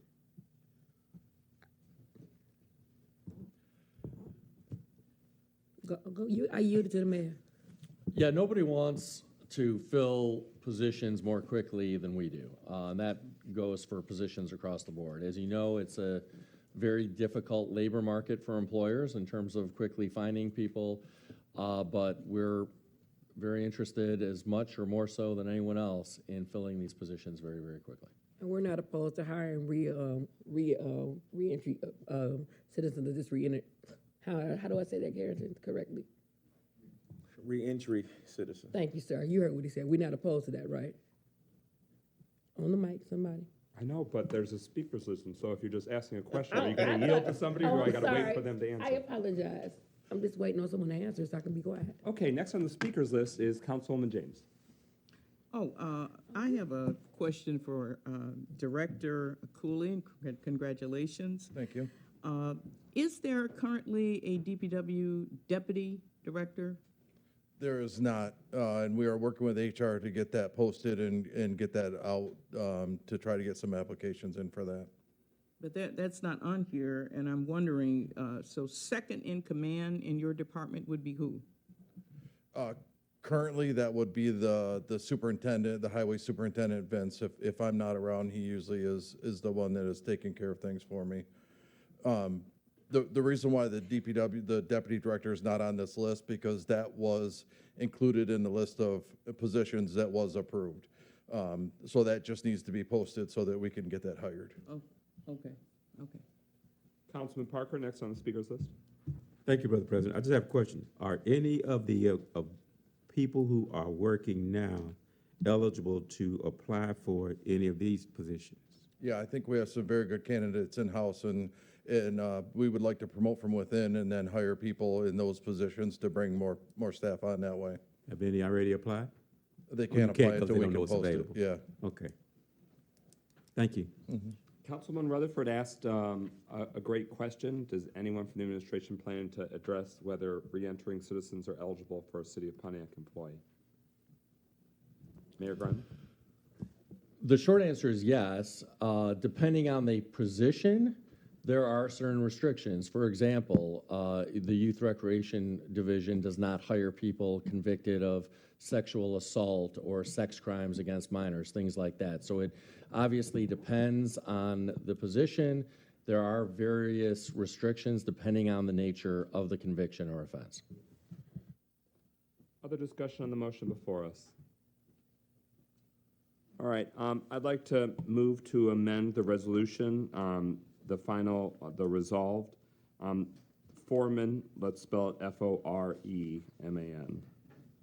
Foreman. Is there a second? Support.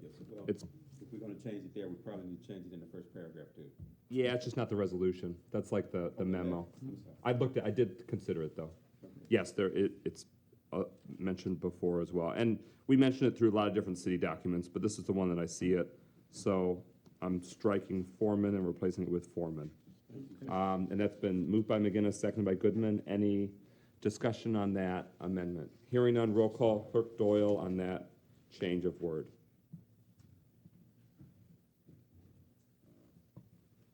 Carrington, Yes. Goodman, Yes. James, Yes. McGinnis, Yes. Nicholson, Yes. Parker, Yes. Rutherford. Yes. 7 yeas, no nays. Okay, we're back to the main motion as amended. Any other discussion on the resolution before us?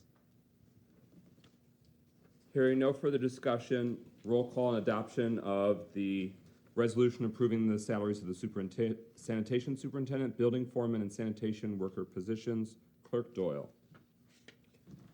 Rutherford, Yes. Carrington, Yes. Goodman, Yes. James, Yes. McGinnis, Yes. Nicholson, Yes. Parker. Yes. 7 yeas, no nays. That motion carries. The resolution is adopted. Is there a motion to adopt the resolution to authorize the city clerk to publish the proposed budget amendment? So moved. Support. It's been moved by Councilman Goodman, seconded by Councilman Parker. This proposed budget amendment for fiscal year 2022-2023 would increase the appropriation in the following GL accounts: 208-756-719.000, workers' compensation insurance, $5,000. 208-756-779.020, programming, $7,500. 208-756-942.001, copier lease, $2,400. 208-756-943.000, services, equipment rental, city-owned, $1,000. 208-775-716.000, medical insurance, $9,600. And 208-775-745.000, recreation supplies, $2,000. And this proposed budget amendment is for youth recreation. Mayor Grimo. Thank you. This proposed budget amendment relates to the United Way out-of-school time grant in the amount of nearly $300,000 that the city received. The grant, it's my understanding, can only be used for prospective costs and not to reimburse the city for costs that have already been incurred. And this budget amendment is designed to ensure that that's the case. Deputy Mayor Stevens? So that's absolutely correct, Mayor. We originally were going to bring this amendment forward before the out-of-school time grant came, but through a misunderstanding of what was eligible, because all of these activities are eligible under that grant. It is just a timing issue that makes them ineligible, so we needed to bring forth this proposal after all. Okay, any discussion? Hearing no discussion, roll call and adoption of the resolution to authorize the city clerk to publish the proposed budget amendment. It'll be before us in 2 weeks to consider the budget amendment itself. Roll call, Clerk Doyle. Goodman, Yes. James, Yes. McGinnis, Yes. Nicholson, Yes. Parker, Yes. Rutherford, Yes. Carrington. Yes. 7 yeas, no nays. That motion carries. The resolution is adopted. The clerk is authorized to publish that budget amendment. We're now at public comment. President Pro Tem. Mr. Norm Elam?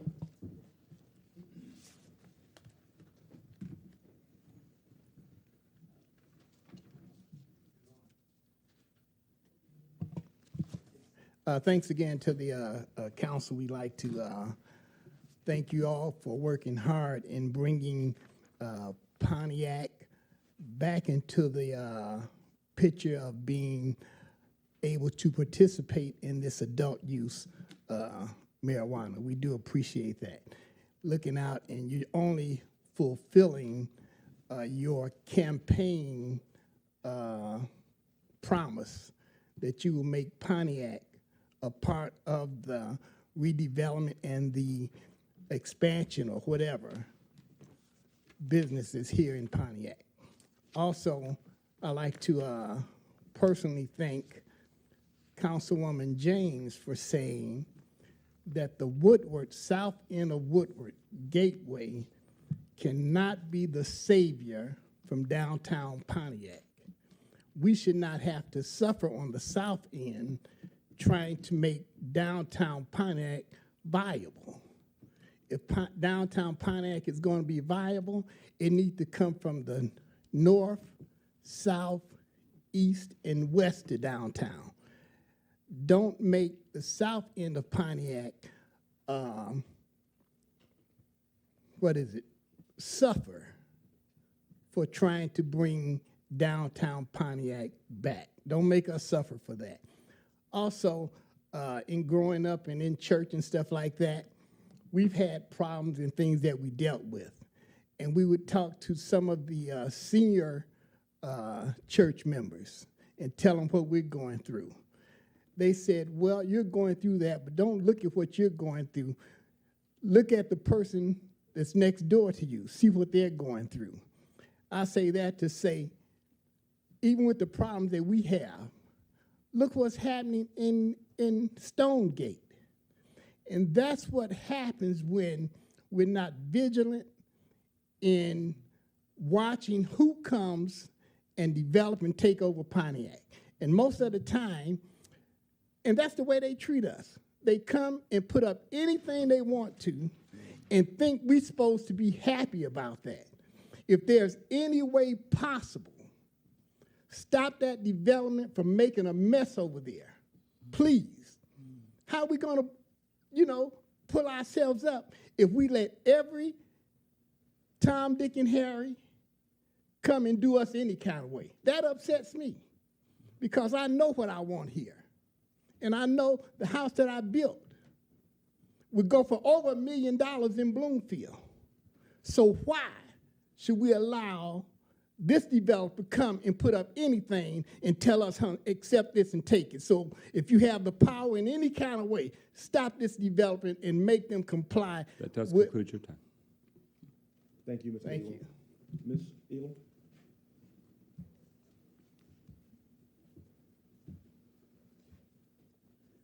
Listen, I know it may sound a little redundant, but that's how I am. When people are looking out for you, our parents always say, when people are doing something for you, tell them thank you. Tell them thank you twice. So that's what we're doing now. And like our mayor was saying about suing and all of that, that ain't never been us, no kind of way, no kind of how. Because we're here, and we love our city. We don't want to be anywhere else. We don't want to do anything else anywhere else. We've proven that in our restaurants. We have customers that just love us to life and right back to them. And that's the way we feel now. So thank you. We see that you're working hard to get us in, to get us home. That's all we want to do. What you want to do, Pontiac? Pontiac, keep us home. Do us home. That's all we want.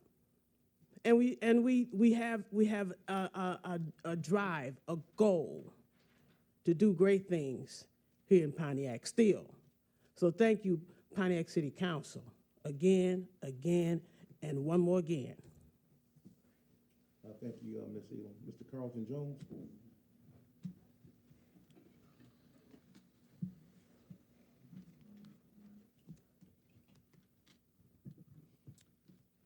Let me say this. I was quite pleased tonight to see the leadership of the council do certain things. I want to go down the road. I've seen our council president be very critical about handling it in a proper way, even if he had to stand up to the mayor, legal people. So I commend you, Mike, for making sure it was did right and orderly. And then I can feel for Pro Tem Carrington.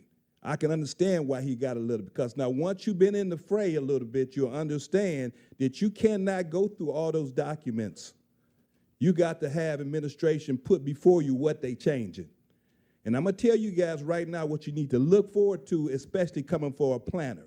When they put only and must in documentation, and they're associated with some type of other type of zoning close to it, that's picking winners and losers. Now, I'm just going to tell you because I know this business. So if you put that kind of stuff before you and you don't pay attention to it, that's picking winners and losers. When they put a certain type of zoning next to something you want to do, because they know it's not next to something else, they picking winners and losers. So I'm just saying that, and our clerk, I want to say this. Clerk, I appreciate you standing up and telling the truth about what really happened. You guys are our fiduciary agents. You're not to run the city. The mayor and his team should be running the city. That's what you all are. You are fiduciary agents to make sure that we are looked out for from what is being presented. But I think the mayor and his team are trying to come up to speed from what we've been behind for so long, and it's going to be real critical. It's going to be real critical that our historic knowledge is not overlooked. This is what we're going to continue to run into because we have not had internal people watching out for us. Now, I'm going to say this, and I'm going to say this loud and clear. What happened over at Stonegate is because a lot of times when we don't be fair to people, good-minded business people don't necessarily want to come to Pontiac. But those shysters who's trying to come in and do things, they will do just what happened at Stonegate. Bottom line at Stonegate, they say they couldn't contact anybody. We know whoever pulled a building permit and that stuff is not done, couldn't be no question. Councilman, if you want to go ahead and find out who it was to help them people over there, go see who pulled a building permit. Quick, fast, in a hurry. That's bottom line. And things, Mayor, you know now yourself, we got to be very much conscious of what's happening in our city. So I was going to talk about workforce development, guys, but I've seen some great things that I want to commend you all. And Councilman James, yeah, I just want to say you did a great job in being detailed. But as a team, I see you guys starting to gel, and I appreciate that. Thank you. Thank you, Mr. Jones. Beatrice Wright?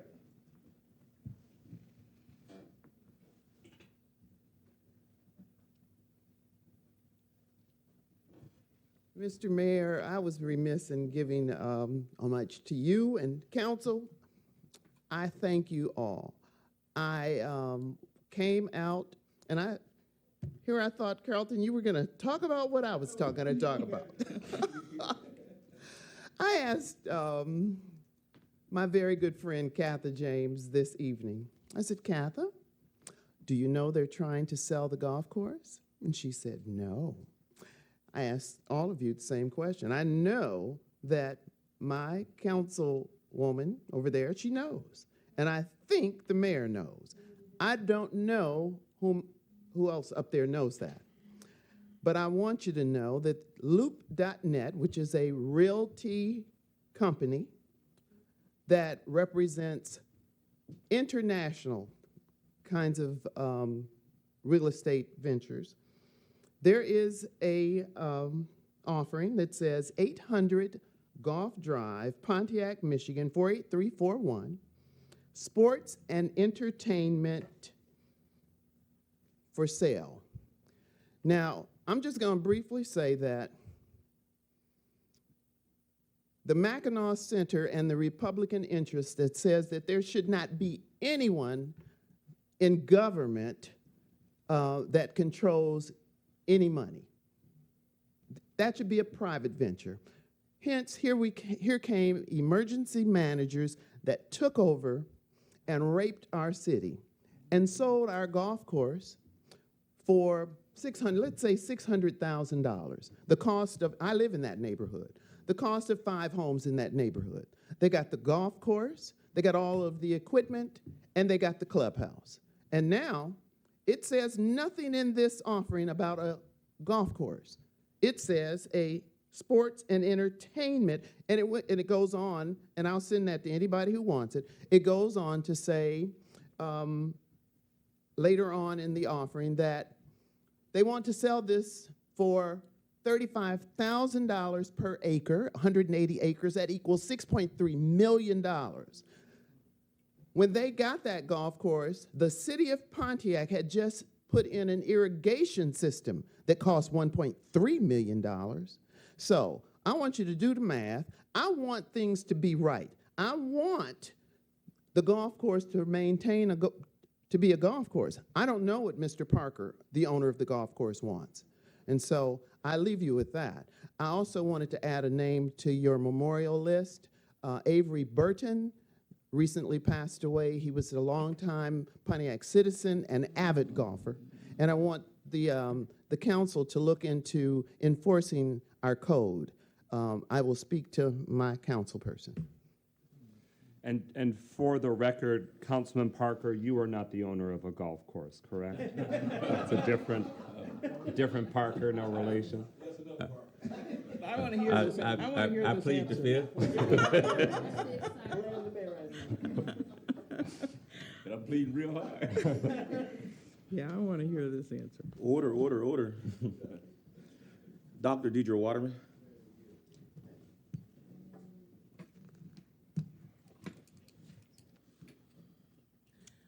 In my 3 minutes, I'm going to first take a little time talking about the question you asked President McGinnis, and that was does Pontiac have a policy toward returning citizens? And of course, I totally comply with what Mayor Grimal said, that it depends on the position. Some positions require to be bonded, some require to be able to bonded to work with children.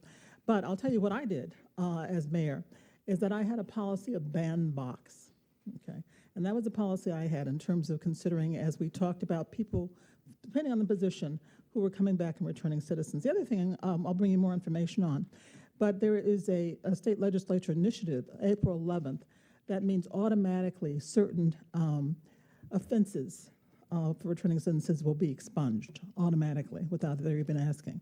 So that's something we need to know more about, because that will change the lives and impact the lives of certain people who are trying to return and trying to start their lives over again. But with this on their record and having to spend a lot of money for attorneys, they won't have to do that now for certain offenses. So I'll bring you more information about that so we can let people know. So I wanted to talk about Ban the Box. Congratulations for Women's History Month. I am proud to be one of those pictures down there amongst many women we know in the history of Pontiac. As you were talking about Marie Johnson, Councilman James, that brought back many memories. Marie Johnson was one of the first people my husband, Bill Waterman, introduced me to when I came to Pontiac. Got to know her really well. Gave a lot of events in our house.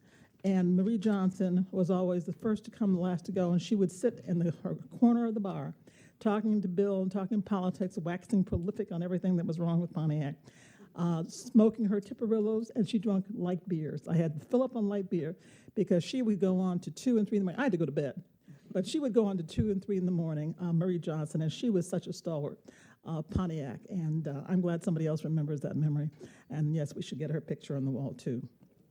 The last thing I'm going to say, just because it's in my heart to say, but you know, I finished my last agenda address with addressing this a little bit. But I have no animosity to our city clerk, okay? And I keep some things to myself in terms of some things I've said, but today it was just so outrageous. I just have to tell you what's behind this, because people are wondering what's going on. When I became mayor, okay, our city clerk was the assistant director of development, and he wasn't used by the emergency manager. He sat in a corner, and I said, let's use you more. I only had 28 people, all, and when I was mayor. The tab let me pick a city manager as my deputy mayor, first person I got to hire. He applied for that. That does He didn't conclude get your it. time. And he's been mad at me ever since. That's what the 6 months is. Okay. That concludes public comment. Thank you. Oh, I'm sorry. Yeah, I'm sorry. Everybody was talking and threw me off. Ms. Pastor Kathy. Careful,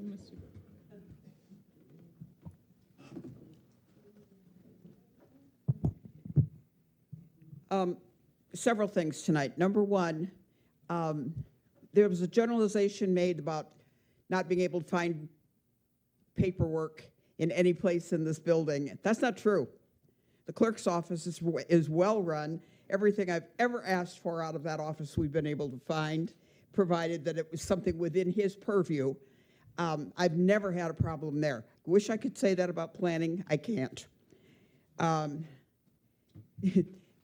2 weeks ago when we had the ice storm and we came out, the roads were fabulous, but you couldn't walk outside the building. It was solid ice. They might want to remember to spray some ice around here when there's people in the building. Salt around here when there are people in the building. The lights are still not on Walton, and I know that that was brought up. I've now run that, it's almost 2 miles without decent streetlights on Walton. We really need some lights out there. And then this next thing won't make me very popular, but I don't care. I've been unpopular before. I'm very concerned about a precedent that was established here last week. I wasn't here, but I was watching. We set goals, we set standards, we set the bar. This is what we want when we hire somebody. And there's a reason we set those, because we're trying to improve. We're trying to put things at a more excellent way, as we'd say in church. And so you had a list of what we wanted. This is not anything personal against Mr. Cooley. Al's a nice guy. He's done a great job with the roads and the things that he knows how to do. But we had a set of standards, qualifications for the job, and then we didn't utilize them. And by his own admission, he really doesn't want to take that next step. We need to be careful, and it's not against Al in any way, shape, or form. We need somebody doing the job, I get that. But if we're going to set qualifications for each office, as we should, then we need to stand by them. There's a reason those qualifications were asked for. He told us with his own mouth last week that he didn't have qualifications in this area, one segment of his job. Okay, but that's an important segment of his job. And so we either need to hire somebody else to take up the slack there, or, okay, and I'm using him as the example. We've already hired him. He's doing the job so far. But if we continue to lower the bar just because we've got somebody, we've got a problem. I just want you to be careful of that. Thank you, ma'am. That concludes public comment. All right, we're at communications from the City Council. The Pontiac Community Foundation is hiring part-time drivers for their M1 Mobility Initiative starting at $20 per hour. Inquire at 248-246-6606. Residents who are behind in paying their water bills or face a service shutoff can get help from a partnership between the Oakland County Water Resources Commission and OLSA. You can get up to $1,500 in payments on your water bills and stop a shutoff plan. Program is temporary, ends at the end of September. Schedule an appointment with OLSA at 248-209-2600. Oakland Livingston Human Service Agency is now enrolling for home-based early start for children ages 0 to 3 with tuition-free weekly sessions with early childhood educators at your home. Start the enrollment process today by calling 248-209-2600. OLSA is also hiring for multiple positions. You can visit olsa.org/employment. Lighthouse of Oakland County is doing a food and cleaning supply drive now through March 16th at Liberty Bar. That's at 85 North Saginaw Street in downtown Pontiac. It's collecting unopened and non-perishable items. Pontiac High School Community Career Pathways Expo and Job Fair is March 11th from 9 a.m. to noon, held at Pontiac High School. In addition to the students, recruitment is open for parents and guardians.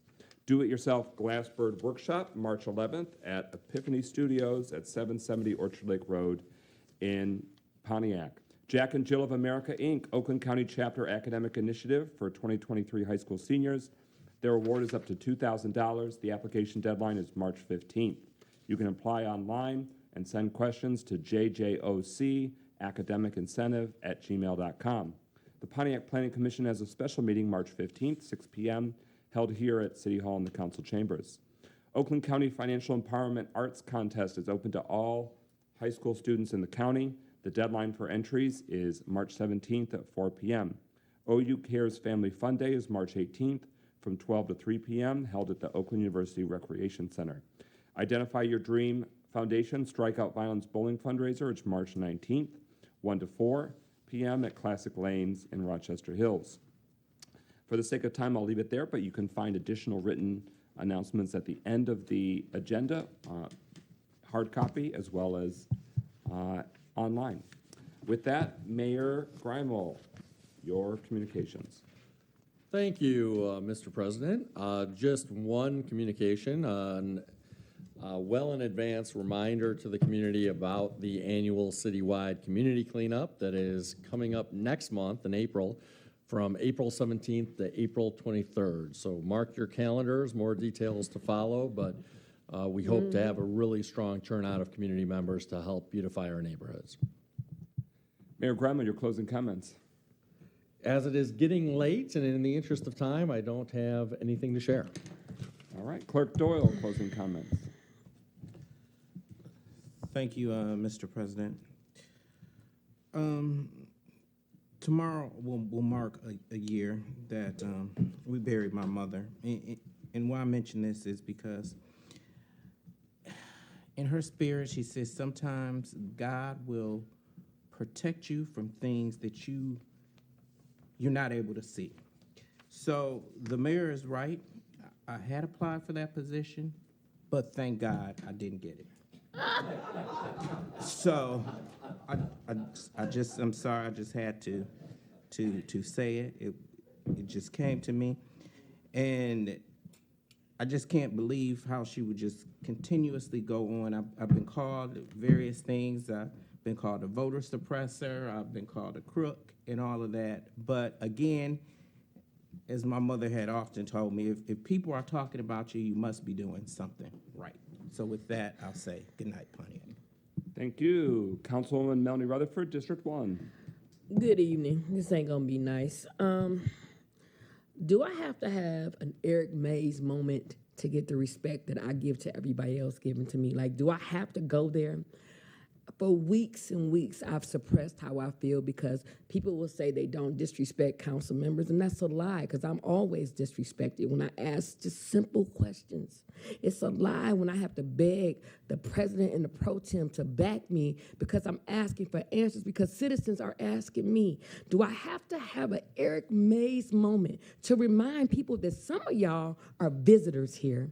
Some of y'all don't understand that this city, because I was born and raised here and I'm taking it personal, when people ask me questions, they're not going to come to you because they don't like you or they don't know how to approach you, so they approach me. And although my tact may not be what you want, I'm going to ask what they need. Do I have to have an Eric Mays moment for y'all to understand you're going to respect the title that I have the same way I respect you? I'm telling you, this is the last time I'm going to say it. If I ask a question and I ask you to get on the mic, if I ask a question and I ask, why is it when I ask it, it isn't answered, but when Michael answers it, it is. It's a problem for me. And y'all playing pussyfooting around all this, I'm not buying it no more. I done asked y'all to show me the same respect that I show y'all. And you may not like my tone, but I try to keep it within reason. I try to calm myself because I know how far I'll go with this. This is my city. I was born and raised here, and I'm approached different, so I ask the hard questions. If you do not like the approach, then don't come at me snapping, and then we get in front of the public and act like it's nice. It ain't nice to me. It ain't acceptable to my council members. I'm not going to say it no more. If I don't disrespect nobody and you don't call nobody out for it, I'm going to start calling y'all out because that's punk moves for me because I have everybody back up here. And when I ask a question, it seems like it's always an issue and it's pissing me off. Straight up. Loyalty means everything. It works two ways. I ain't saying it no more.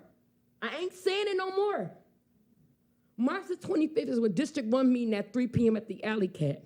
I really hope people come because there's a lot of things we need to discuss. I am trying very, very hard to curb my emotions and to not snap on people. Y'all not making it easy for me. Have a good evening. Councilman Nicholson, District 2. Wanted to apologize for having to leave earlier. For those that don't know, I run a nonprofit that houses people that have developmental disabilities, and I have a woman who is passing away currently in the hospital, and I thought I may have to go to be with her. Our nursing staff is Orthodox Jewish, and today is the Jewish holiday of Purim, so he's not available. So to any of our Jewish residents that are listening, Chag Purim Sameach. And I hope that you have a fun and also safe holiday. As many of us know, Purim is quite a celebratory holiday, as it means lots, and it is lots of fun. Wanted to thank specifically my neighbors at Stonegate for coming out and making sure that those concerns are highlighted. I want to make sure that they understand that I'll stand with them and make sure to be a voice for them, and make sure that every single thing is as the mayor said, within the city's legal authority is considered.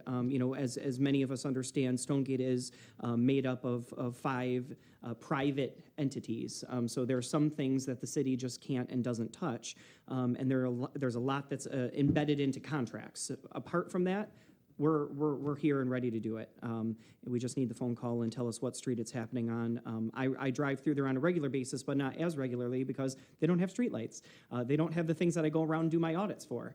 So as I'm driving through and doing my streetlight audit, Ms. Wright, that's what I mean by that. I drive around and I look and check. I do an audits on my streetlights. I do audits on potholes and things like that. So that's why I would be driving through, and so I'll make sure to make it through there a lot more often. You have my word on that.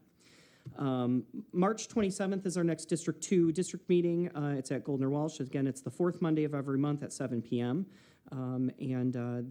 There's a huge agenda for that meeting. A lot of it is based around workforce development, so I'm sure that we'll be contacting, or Coleman will be contacting many of the people here that come and talk about those topics as well. Councilwoman Kathleen James, District 4. Yes, the only thing I'd like to say is that my last 2 community council meetings had to be canceled, the one for January and the one for February, due to bad weather. And so I don't know whether I don't know what I've done to Mother Nature, but apparently she is not interested in me having meetings, but I am going to try to get something scheduled earlier for the month of March. Our normal meetings are the 4th Thursday, which would be March the 23rd. And I'm going to try to move that up to the 3rd. Hopefully, the 3rd Thursday might be a better timing for us, that Mother Nature might be a little kinder to us, because again, we do need to talk, and we have a lot of information that we want to share. So I will be scheduling that, and I will be sending out an email to let you know if we're able to confirm it. But we will have a meeting scheduled for the month of March, and it will not be our normal schedule, which is the 4th Thursday. We're going to try to move it up, but I will let you know when that occurs. That's all I have. Councilman Parker, District 5. Thank you, Brother President. Just want to remind everybody, District 5 CDC meeting will be March 9th at 6 p.m. in the City Hall Lions Den. Please come. We have a lot of good information to share and a lot of good things to discuss. For those of you who may have heard us last week, we announced that Brother James Savich's memorial service was scheduled for last week, but because of the weather, it got changed to the 17th of March. For those of you who wish to attend, it'll be at 11 o'clock at Whitechapel Cemetery in Troy. I want to thank Pastor Emeritus Desro for coming and sharing with us and praying with us this evening. I want to thank the DPW department for the great job they did in keeping up with the snow during the time out, and even got some compliments regarding some of the side streets, because they said they saw stuff being done on side streets that had not been seen in a long time. So thank you, DPW, for your work. And finally, I just want to remind people, just because you ask questions don't mean that it changes your thought processes. Please keep that in mind. Questions, sometimes you ask questions because somebody don't ask questions, so everybody can have the same level of understanding. So please, as we deal with the issues of this city, understands that just because we might disagree don't mean that we don't like you. With that, I'll say have a great evening. Excuse me. Councilman William A. Carrington, President Pro Tem, District 6. Thank you, President McGinnis. First, I'd like to say thank you for us coming into City Hall and seeing all the portraits of the women in our city, or from a historical perspective to the present. We got some great news. Congratulations to 2 Pontiac High School Phoenix wrestlers. Mr. Adam Polk placed third. He's an All-Stater for the 3rd time in 3 years. Also, congrats to Corey Thomas Jr. for becoming a state champion this year. Wow. He's a 2-time All-Stater. So we got some great young men that are doing some great things on the wrestling mat, so I'm very proud of those 2 young men. Hopefully next week, we'll be able to honor those 2 particular young men with city council resolutions.